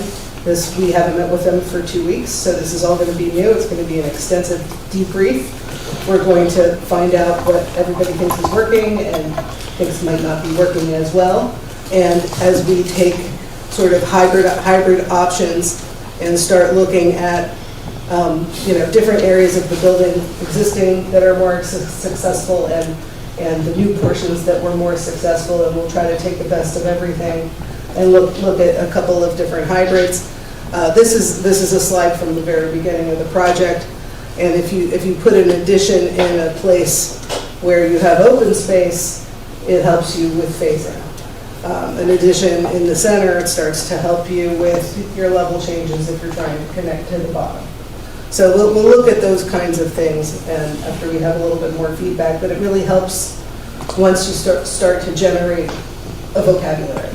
You start to be able to spin off more options, and you end up with something that everybody really likes. And I think, we've heard, sorry to interrupt you, but just, I hear you, and I think the B and C schemes, those intermediate schemes, are really where we can explore the concerns that you're raising about the previous expenditures. Certainly, with the renovation project, we have to certify for systems, building systems like roofs, mechanical systems, we have to certify that they'll have a 20-year lifespan. That's what we did in 2015. Yeah. So 20 years. Do we have those documents? We have all that information, right? I have documentation that's actually through 1995. Okay. I know Vito told me about the more recent stuff, but I don't have full drawings. I feel like we need to do a little bit more investigating on that for sure. There's a lot of work. Yeah. I'm sure there is, and we saw the work, but we don't have the paper. Yeah, and I think the structural part though has to be certified for 50 years. So again, one of the aspects of the options that we're looking at in the new alternative, we're really trying to replace the oldest portions of the building. And those are the portions we renovated. Okay. We were right on target, just a couple of years too late. Can I ask you a question? When you're talking about that renovation, the first set of things that you showed us, I guess it was option A. I guess I understand what you're doing in that renovation is moving walls so that you can even out the space. That's correct. And moving bathrooms. Right. And that's We tend to try to keep corridors where they are because functionally and structurally it works. We added at least one new corridor here and there when things were getting short-circuited. Just so you know though, in that 2015 renovation, we touched many of those like 1960-era classrooms completely. And we did look at options of moving walls around, bringing the bathrooms interior, and we made a decision for cost purposes to not do that. So is there a way that you can also look at, there are renovation opportunities in the south part of the school that were not as heavily touched in the 2015 renovation. Is it possible to just look there and in that pool space to recoup some of the new space that you need for enrollment purposes? Anything is possible. I mean, this is a very plastic, you're seeing hardline drawings. But because that would be the most cost effective to not undo the renovation we already did, but to then renovate new space into what the Board of Ed has determined they need. The real challenge, though, and you know, we want to go back to our touchstone is the ed specs. Ultimately, those are important to drive what we're doing. You know, it's been vetted and approved ultimately by the Board of Ed. So that's the roadmap that we utilize to actually test all of the options. They all have to meet the requirements of the ed spec. Can you get us a copy of that? I haven't seen that ed spec. Yeah, I think so. Great. Okay. Yeah, we have a draft copy of it out, and it's been reviewed by the committee and I believe by the Board of Ed. It will not be finalized until we coordinate it with like a winning scheme. So your program matrix will be adjusted to reflect a little bit better the scheme that we're going to propose for the grant. Whatever draft you have. Right. So the point I was going to make though is that ed spec essentially is the vehicle that we're using to try to lay out the spaces, right? Yeah, you're trying to achieve So, those goals. so we may have to make more compromises in an alternative that salvages more of the existing building because, you know, the spaces were touched. So just, and that's, you know, that's what we're up to. That's what we're going to do. So.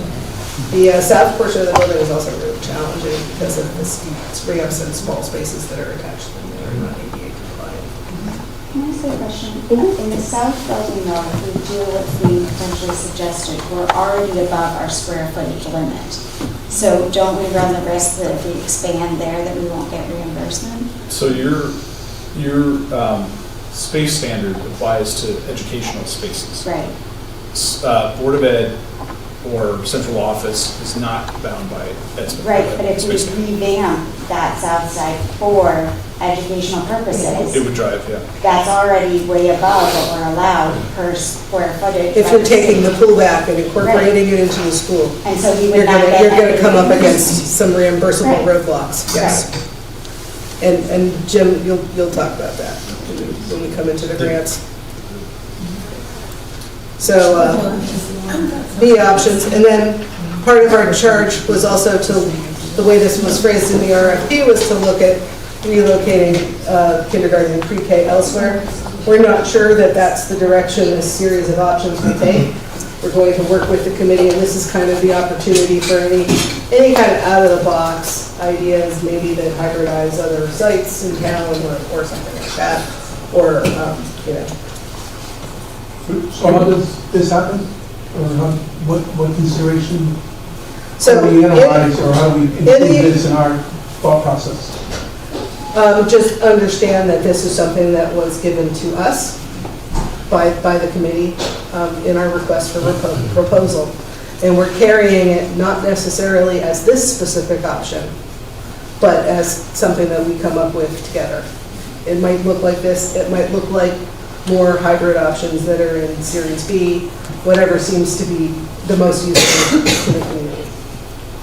I think actually acquiring a copy of the ed specs for the project that was done The ones that are on file with the state now. yeah. That would be helpful. I'm sure. Yes. And just to be clear, if you move the K-wing, you have to replace it, either demolish it or replace it with non-educational space. If you move the K-wing, your enrollment on this site goes down.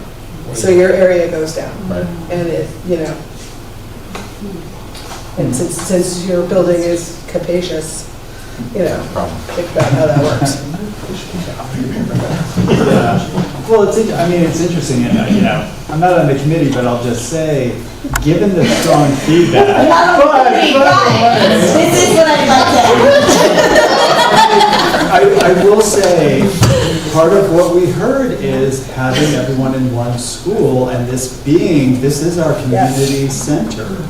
You know, it just seems to me like that's probably not going to be a great investment of time.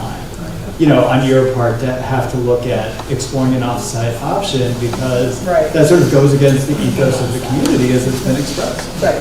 There were this sort of number of options, and it was really done to sort of properly scope the project for us.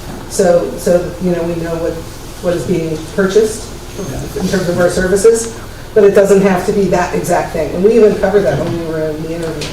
Like, we're asking you to look at all of these options, but do they have to be these exact options? Yeah, they do. So on the other end, though, spinning sixth grade out into the regional school district probably should be explored. That might be.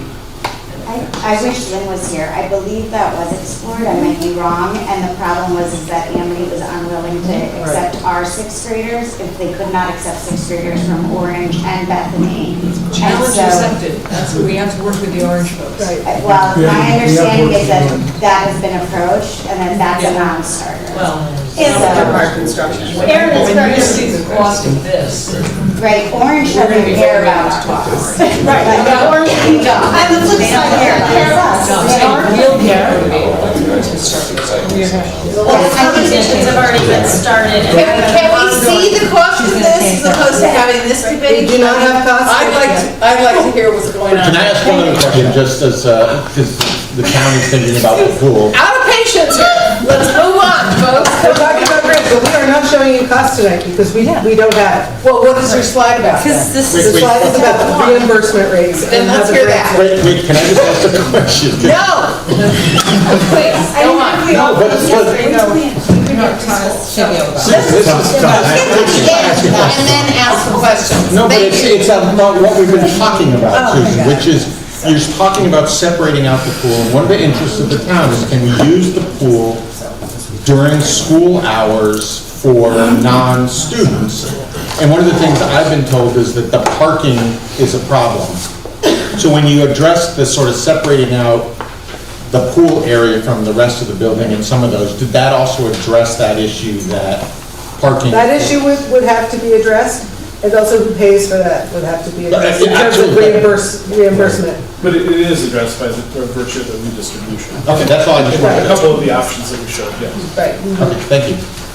So this is just a story of how we get to the square footage number based on your occupant load, your projected number of students. So we have 1,039, and this is based on the highest number in the next 8 years, which happens to be 2031 to 32. And then there's a table that the state provides.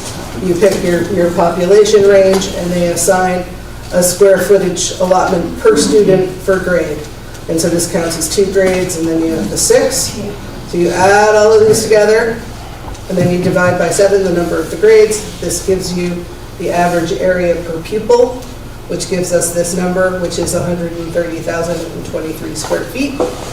So your whole entire school is just under 148, I mean, school and the pool and the central offices. The pool and both of the locker areas, it's almost 12,000 square feet. And your central office right now is around 1,800. I think our educational staff programmatic area is more like 2,600, so it's a little bit undersized. And we have a few more slides about grants, and Jim is going to address those. I'll happily MC for you, Jim, and use the clicker. Are you willing to just specify the source of those enrollment projections, the data? Yeah, I think it was Dr. Prada. So, can we speak to the accuracy of those? Are we confident in those? You're not presenting enrollment. Oh, no. Okay. So, but this is kind of based on an assumption of, Can I address something very quickly? yes. February 3rd, at our workshop, on the slides that I showed regarding the feedback, there were a couple of people that had indicated that concern about the enrollment, because as recently as maybe 2 to 3 weeks ago, there has been some thought about some development or something going on regarding the community and having updated enrollment projections, because I think they're 2 years old. They will be 2 years old. Or not. We updated them this year. The enrollment projections out to 31, 32. They're now updated to 2034.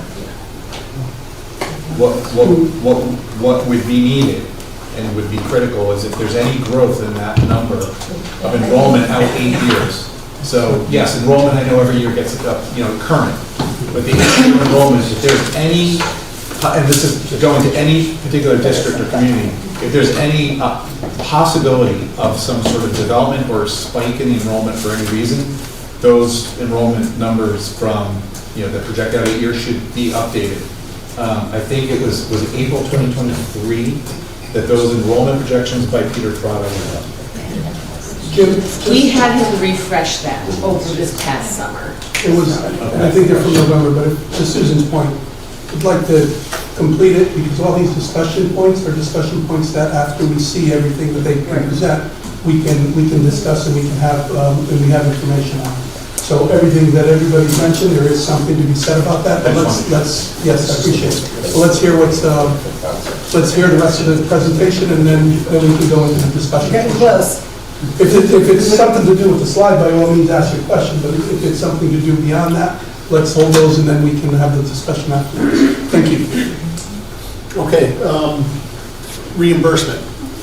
The three categories up here, we have the renovation status, which we talked about, which I referred to as renovation as new. We have the extension alteration, which is either, basically what it says is a alteration to a portion of the school or an extension because you have to expand the school, or you have, excuse me, new construction. Now, there are different rules. Renovation and extension alteration give you a higher reimbursement rate. I believe your reimbursement rate is 32.5%. New construction, they try to disincentivize districts. They drop it down by 10 points and it's 22.5%. However, if you can demonstrate that new construction would be less expensive than a renovate is new, you get the higher reimbursement rate. You would get that 32.5% reimbursement rate. A couple of things I do want to point out because I've heard some comments from some of the members is, understanding that you've done a alteration, I want to say, and I don't know the specifics about it, but if it wasn't building wide, it would be under an alteration category.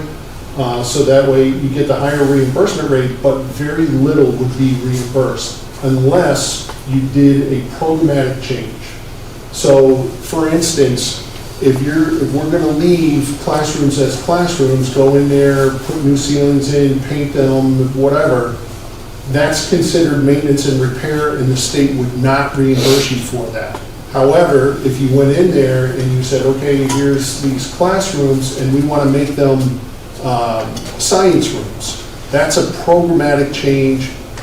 Anything that you do within those classrooms to change it from a normal, regular classroom to a science classroom would be reimbursable. So just keep that in mind when we're talking about extension alteration or not doing a renovate as new. Now, renovate as new means you have to touch everything in that building. You have to make everything in that building up to a 20-year standard except for the structure, which is a 50-year standard. Thank you for reminding me of that. Jim, one other point about renovation, it has to be a minimum of 55% of the existing building salvaged. You can't do a closet, you have to do at least 55% of the structure in order to be eligible for renovation. Right, and they'll push back on you what we experienced with Cranberry, where we did a project which was, I want to say it was 75%, but not, because we were going to keep the existing gym, and they pushed back on us and made us do a whole new school. Right.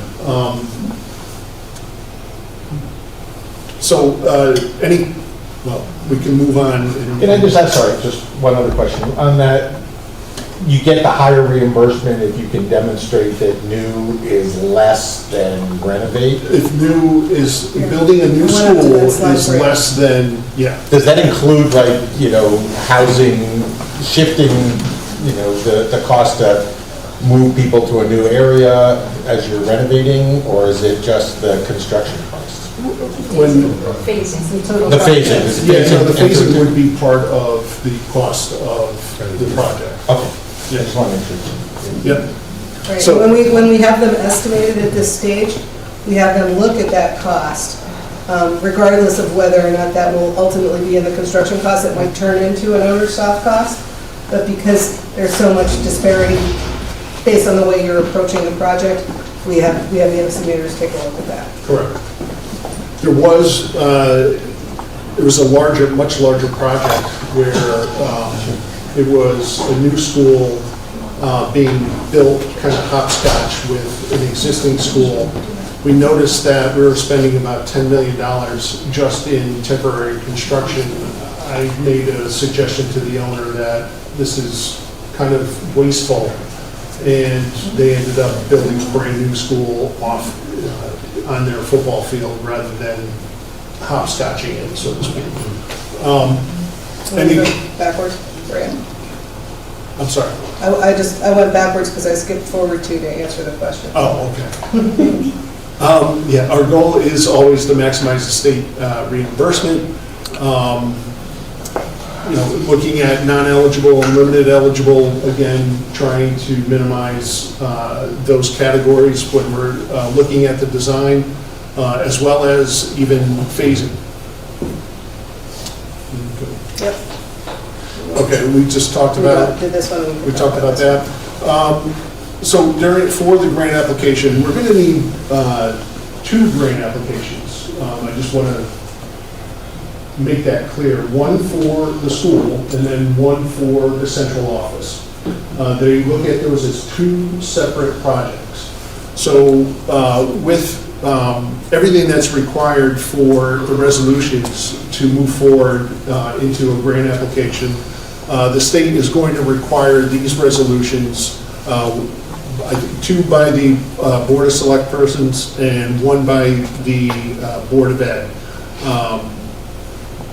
There is one by the Board of Ed about the ed specs. It doesn't look like it made it, but that you authorize the Board of Education to apply for the grant application. That's number 1. Number 2 is that the building committee has hereby been established as the building committee for this project, and that the Board of Select Persons hereby authorizes at least the preparation of schematic drawings and outline specifications, which we're doing through this process. Those resolutions have to be approved at a Board of Selectmen meeting, and this is a town clerk in here, because if you do go through with this, me and the town clerk are going to be really good friends. The certified resolutions, Kimmel, she's done a few. Certified, thank you. She knows, don't worry, we'll get them done. Excellent.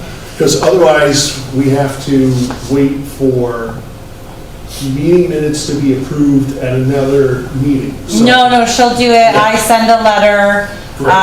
We file the actions taken before minutes are done. Don't worry, we've done it before. Kimmel will get it to you. That's great. Before we close, can you talk about the pool and reimbursement? Yeah, so, pools these days are, the state is really cracking down on a lot of reimbursement and what they want to reimburse. I would be hard pressed, or it would be hard pressed, I think, that the pool would be considered reimbursable, especially in an elementary school from the state. The project I was just talking about, the hopscotching, that was a high school, and that did include a pool. And the pool, as an athletic facility, only gets reimbursed at 50% of your reimbursement rate. But they also will push back on whether or not you need a pool or should have a pool.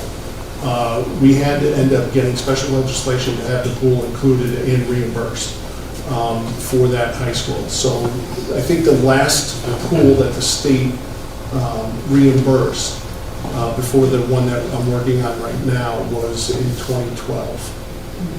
So they don't come around often, and when they do, the state really, questions the validity of the need of the pool. Okay? Yep. We made it to the end. We asked for a working session. We got one.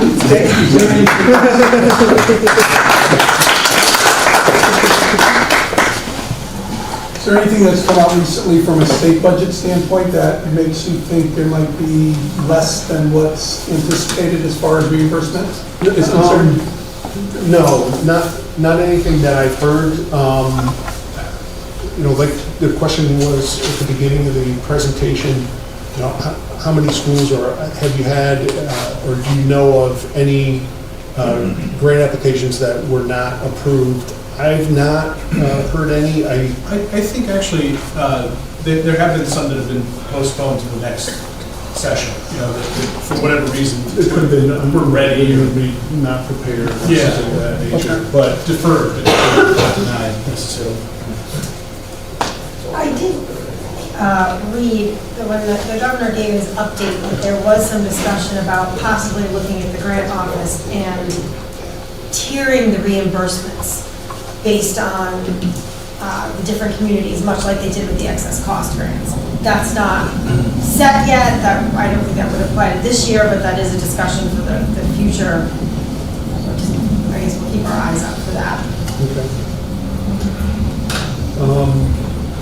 Yeah, no, I've not, the school construction grant, or the amount of grants that have been requested have significantly fallen off over the past couple of years. We used to look at billion-dollar school construction grant approvals. Now we're looking at maybe 300 million, 500 million. They're much less than what they used to be.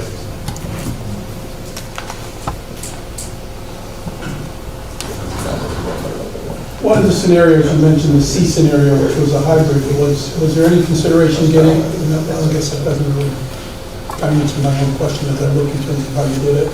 Just in terms of, you were talking about putting grades off-site, and just wasn't sure if there was an opportunity to do something on-site with different grades and, quartering all. So, we're officially agnostic and we'll follow what the committee and the community wants, but we feel like you have a huge site and you have a big building and you have a lot of people who want to be on the site, so, What?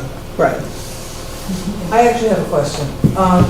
First of all, thank you. It was an amazing presentation. I know a lot of people in this room, including me, have been on more than one beach or building committee over the decades. And have had kids go through the system. But you'll have to remind me, if we started tomorrow and everything went according to schedule, what does a project like this take? Is it 2 years, 2.5 years? Do you have any idea at this point? Just like what a round time frame would be? Well, yeah, it all depends. That's usually how I answer questions. Well, it's hard because... And you're asking about the beginning of design to the end of... No, I'm talking about from the day that the first kid has to be in a canoe or whatever. So if we submitted... Construction period. Right, if we submitted a grant application this June 30th, what I would recommend is you go out to RFP for architect and CM services that summer. Get the professional team on board, and I would say that the design would probably be, if it's a renovated as new, it would probably be around 10 to 12 months. Is that, I'm not a designer, so I have to 10 to 12 months, and then that would take us to the fall of. 25. That'll take us to the fall of 26, late fall of 26. We'd probably go through a state review process in that winter around between Thanksgiving and Christmas, and probably get approval to go out to bid in January. We'd have bidding and scope review January, February, and have shovels in the ground in March of 26. So, but your question is after shovels in the ground. Excuse me, 27. 27 and then a year to complete the project? Well, so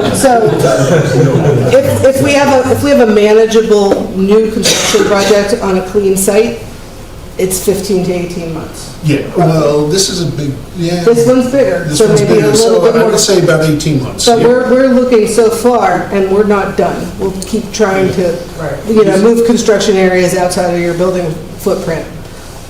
So we're still dealing with phasing though, and I want to just make sure. Right, no, and I think it's important for the public to understand that this is not happening day after tomorrow. We're talking about an extended period of time. We've heard a bit about 2015 and, the fact that we did a project like this in 2015, which was supposed to be a 20-year project. 10 years into it, we're looking at doing another project. Correct. And it's supposed to be 20 years. What do we learn from one to not make the same, go in the same direction now? Looking at it holistically. It's a holistic Yeah. picture. You were looking at the problems, and it's almost like a Band-Aid solution, like you have a problem and you solve it, but this exercise was looking at the projection, the future, and looking at the whole school as a whole. We kind of did that, but we came to a different resolution than you're offering now to do the project that we did. I have a quick question about going to referendum with construction documents or with an estimate, or? You would have an estimate, it would be the estimate that we would be submitting to the state. And how confident should the community be in the actual cost being, these are drawings, right? And so we're asking people to approve, a lot of times in Woodbridge we have. That's a good question, that's a good question. I mean, the estimator that we use, is well-versed in school construction, not only in school construction, but understanding the markets and the trends. Now, will tariffs have an effect on cost? I don't know, who knows? But looking at historical data, we're able to project out escalation, and the estimator that Internazi is proposing, and actually that I use as well, like I said, knows the Connecticut market very well. Probably is estimated almost since, for about 8-9 years now, estimated, I'd say 75% of the schools in Connecticut. I mean, he gave us a presentation, it's over 10 years that he's been on his own. 15 years prior to that, he was the chief estimator for a large construction management firm. So he has a very large repository of case study information. Right. So all this is developed before we would go to a referendum, Correct. potentially in the fall. Correct. Right. Well, We this need is to developed. Set a date. This is developed before June 30th, because we have to have that for the grant application. We have to have that cost for the grant application. You can't submit a grant application without a cost. Right, and we have to give you direction on which of those Correct. options before you can even, you're not going to spec out all of these costs. We're going to look at, I think, a couple of different options. So that was my last question. Do you need funding? Between now and June 30th, there is existing funding, but is there any funding later tonight? We're going to be talking about next year's budget. Is there any estimate of cost for next year's budget that will be meeting July 1? Well, yeah, well, that's kind of tough to say because, you have to look at whether or not you're going to have a referendum and when you're going to have the referendum, right? Because from my perspective, as soon as that referendum passes, you want to hit the, time is your worst enemy in a construction project. Because it just eats away at the value of the project. So as soon as you can get started after a successful referendum, I would highly recommend it and that you plan for that. Because you need to get moving quickly. So in we're order literally to- making decisions tonight about the budget, but maybe there's a few weeks of room to get a number, if we need a number. A number for the Well, entire. more importantly, I think or a way to get to a number is if we're going, the way we're going to pay for this is through bonding. So that's not going to be part of our budget. However, one of the things you mentioned, for example, is that as soon as you give us the estimates, we want to go out to RFP in the summer to hire an architect to do what we're doing. Right, but usually you need a referendum, right? That usually costs dollars, and that's a budget item. That's a budget dollar. Right, but if I could clarify, typically what we'll do is, those items would be in the referendum cost. So, you know. That'll be included, okay. So, and that's what I'm just wondering if there's any items that fall outside of that that we need to be concerned about. I think that's what she was. You have an existing budget and you're okay inside. So you're looking for, would you be looking for a budget to go, let's just say, for instance, from July 1st to the referendum? Is that? Yeah, the referendum's in September, Right, but your budget ends June 30. correct. Nothing is happening between June 30. You're right, I don't disagree. Yeah. The other piece of that, I'm sorry, that kind of tails on, and this is just more, the dates, the timeline you just outlined, for example, for Susan's question, says that in 2 years, 3 years, we're doing something. Here's a need currently. What happens between now and now? And is that any part of anything you've looked at all? If we have space. We're talking about concerns. maintenance type upgrade budget items. If our enrollment continues to grow, even if we do nothing, the way it's projected to and the way it has, we're going to grow more as time goes on over the next 2 years. How do we address that? Has there been any consideration for that? No, I don't think that's part of our charge.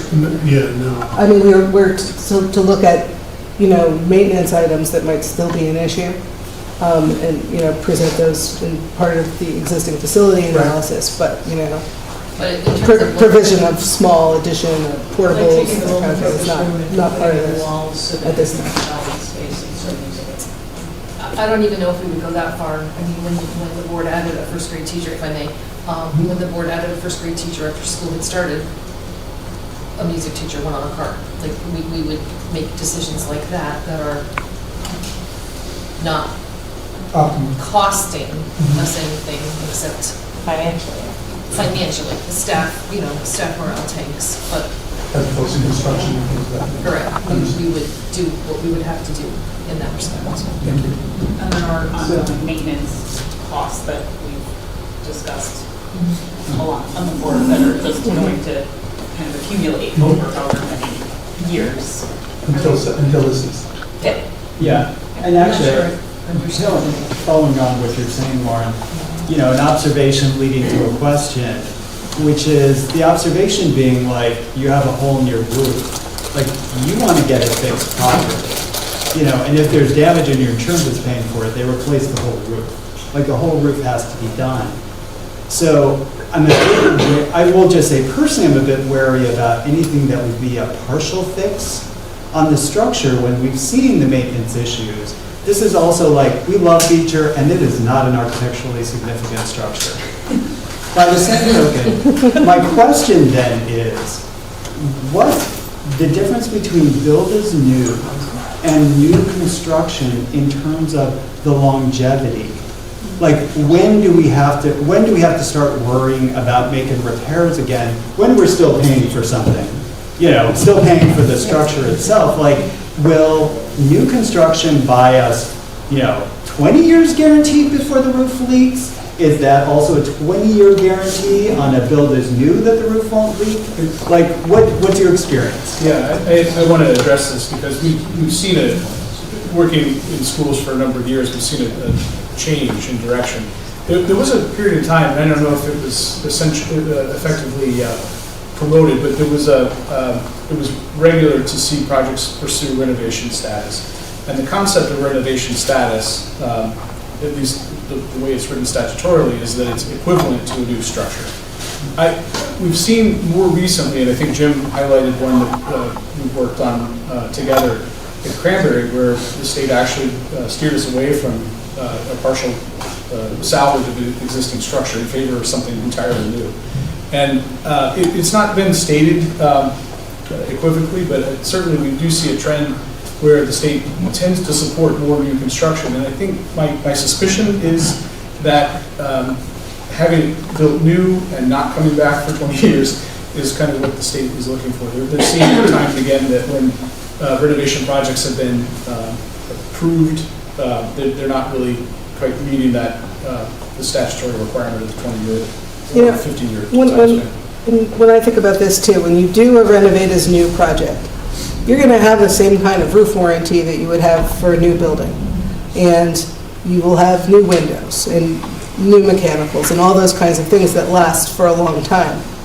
But if you have programmatic, idealistic issues with the layout of the building that are only partially corrected by renovate as new, you're going to hear about that sooner. Also, in terms of the exterior envelope of the building, the walls of the building, it's practically just much more difficult to bring them up to the same level as a new wall in terms of insulation and water tightness.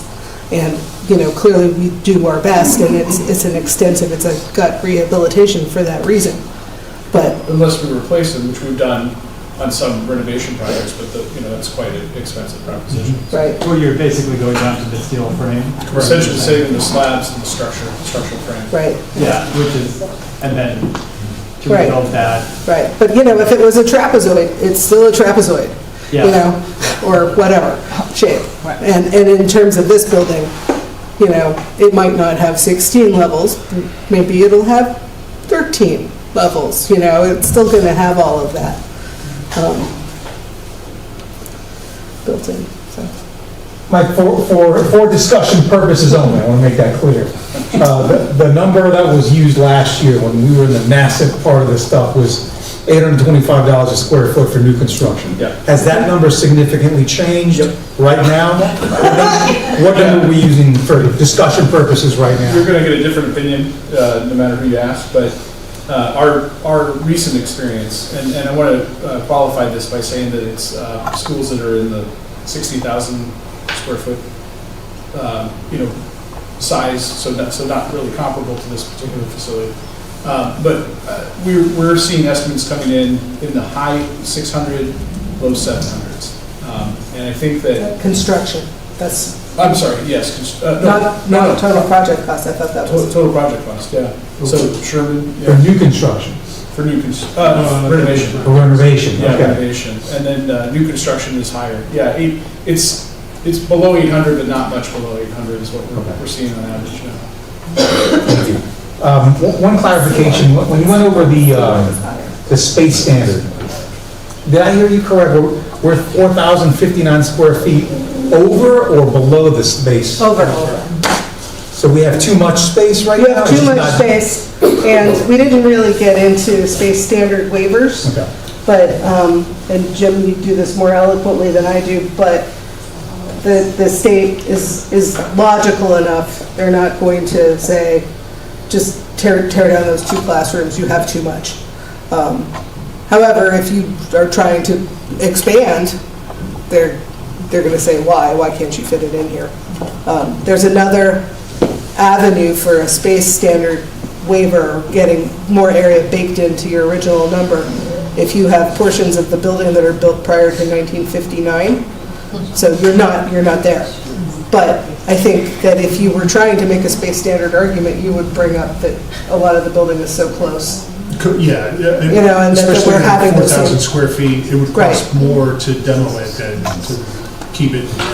Right. I'll mention though that since the current administration is in place at the OGA, I don't believe they've approved the space standard. This is information about a month old.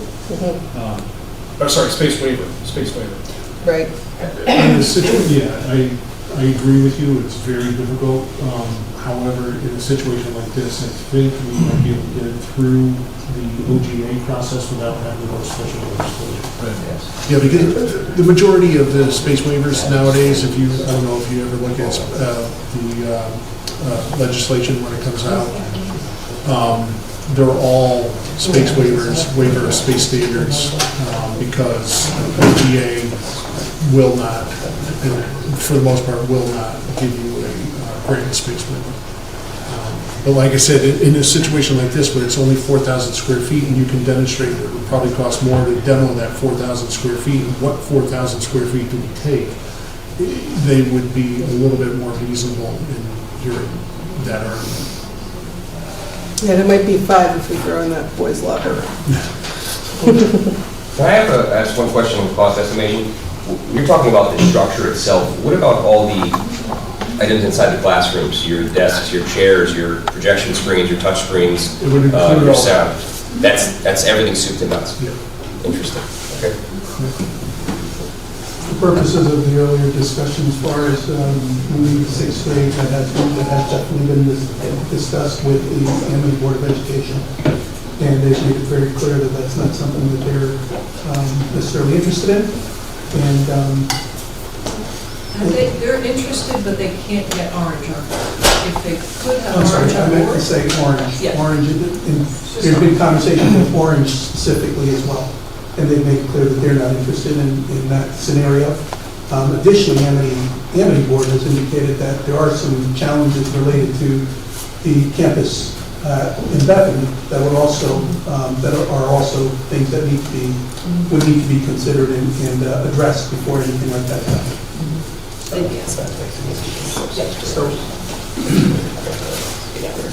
So your square footage estimate is just based off of this projection for 2030, whatever, right? I mean, like if the projection changes, then that's going to change the number too. It increases the square footage, right? Up or down. Yeah. And if we suddenly have a big change down next year, we would be in even more trouble. Or if we had a big change up, it wouldn't matter at all. Right. Okay. Well, I mean, once you submit for the grant, it's kind of frozen in time. that's true, yeah. You take the Once you highest submit of the your grant 8 years. application, on June 30th of 2025, your enrollment is set based off the projection. They won't change it afterwards. Right, they don't change it afterwards. It's the highest 8-year projected enrollment. But are they accepting the projections that's done by our experts? Or ours? Yes. Yep. And he's got the most up-to-date information. He's not changing that, right? Okay. So that's Might change it after this budget. Who knows? I got a question on your estimating. Yes. I'm assuming the firm you're using, are they going to basically just give you in the bottom, in the end, a lump sum number, this is what it's going to cost for renovation, or do they estimate each phase separately? So they'll give you a schedule, they'll say, okay, this is going to cost for the first phase, this is what it's going to be, then you move the students, then you're going to move them somewhere else, then this is the cost for the second phase, and it'll give you a time frame. Will you get that type of a breakout? Because I'd be very interested in seeing it. Schedule. No, not. But we will, if we are anticipating. Or is it just going to be essentially lump sum, here's the square foot price It's for a very classrooms? detailed breakdown, but it's not chunked up by phase necessarily, because that can be very fluid. They break it down by, when we write specifications, they're divided into divisions per the Construction Specification Institute. They follow those, so you'll get a number for steel, you'll get a number for concrete, and with... No, but then how do you estimate for the escalation? So, Okay, the first phase is going to be the cheapest. Second phase, you're going to have an escalation of 6-8%. Third phase, if you have another phase, it's going to be another escalation or whatever it is. You're going to average it in the end? Traditionally, he will take it to the midpoint of construction. Is generally how they approach it, unless there's some unique aspect of the phasing of the project. And then he'll be able to give us a detail of what the schedule would look like. Or you guys would present, based on the estimate, this is how long it's going to take, this is the cost, to do phase, to do the scheme A or B or new or whatever. You'll be able to tell us the actual schedule from start to finish. We typically don't generate a schedule because we're not. But they do establish a number of months for construction over. Yeah. We establish a number. Yeah. Right. But it's not broken down by phase one, phase two, because we haven't done enough investigation at this point to understand where where we can cut off mechanicals, where it makes sense. Yeah, but I'm for just that saying, area. but it looks like in your renovation, you're doing it in a series of phases. You have to estimate that by phases. Yes. You can't just say, this is gonna be the total cost, and okay, we'll split it, and we'll say, this is gonna be an escalation factor. Yeah, he does take You into have to, account. because you're gonna have to also incorporate costs for escalation. I'm just concerned that we're gonna get the right number, so we go to the state, we get the grant, and then all of a sudden we bid it, and it's way over budget. And then it's a serious problem. Right, we do. So that's what The I just, process typically is CM at risk. So when we hire the CM, we hire the CM shortly at, well, this is how CSG typically does it. We'll hire the architect first, get them going, then we'll hire the CM about a month to 2 months after that. The CM and the architect and the owner's rep will work together Right, I understand. during the Yeah. design. I understand the process. Yeah. So we're doing check estimates. So we're going to do an estimate, schematic design, design development, and then usually we'll do one at construction documents. Yes. But during, design development usually is your main estimate, meaning that's where if you're going to have, escalation or your costs are, you're trending higher than what your budget is, then you start going in there and looking at value management, value engineering. Value engineering, yeah. Right, where can we reduce cost? One of the reasons we like working with Tom is he has the knowledge that you're describing. He bakes it into the estimate, even at a very conceptual level. So it's not an unfamiliar process to him. We also incorporate a variety of different contingencies. So in addition to escalation, there would be a design and estimating contingency factored in. Construction contingency and Yeah. everything else you do.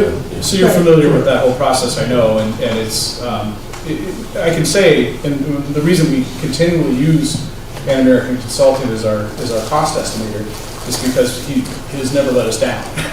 So every project that we've done, we've always been on the mark with him, so. Okay. No, I'm just concerned, I just want to make sure whatever we go in on June 30th is going to be the right number for a project that could start a year and a half, a few years later. Sure. That's the major concern. Right. And that has the right cost. Correct. Okay.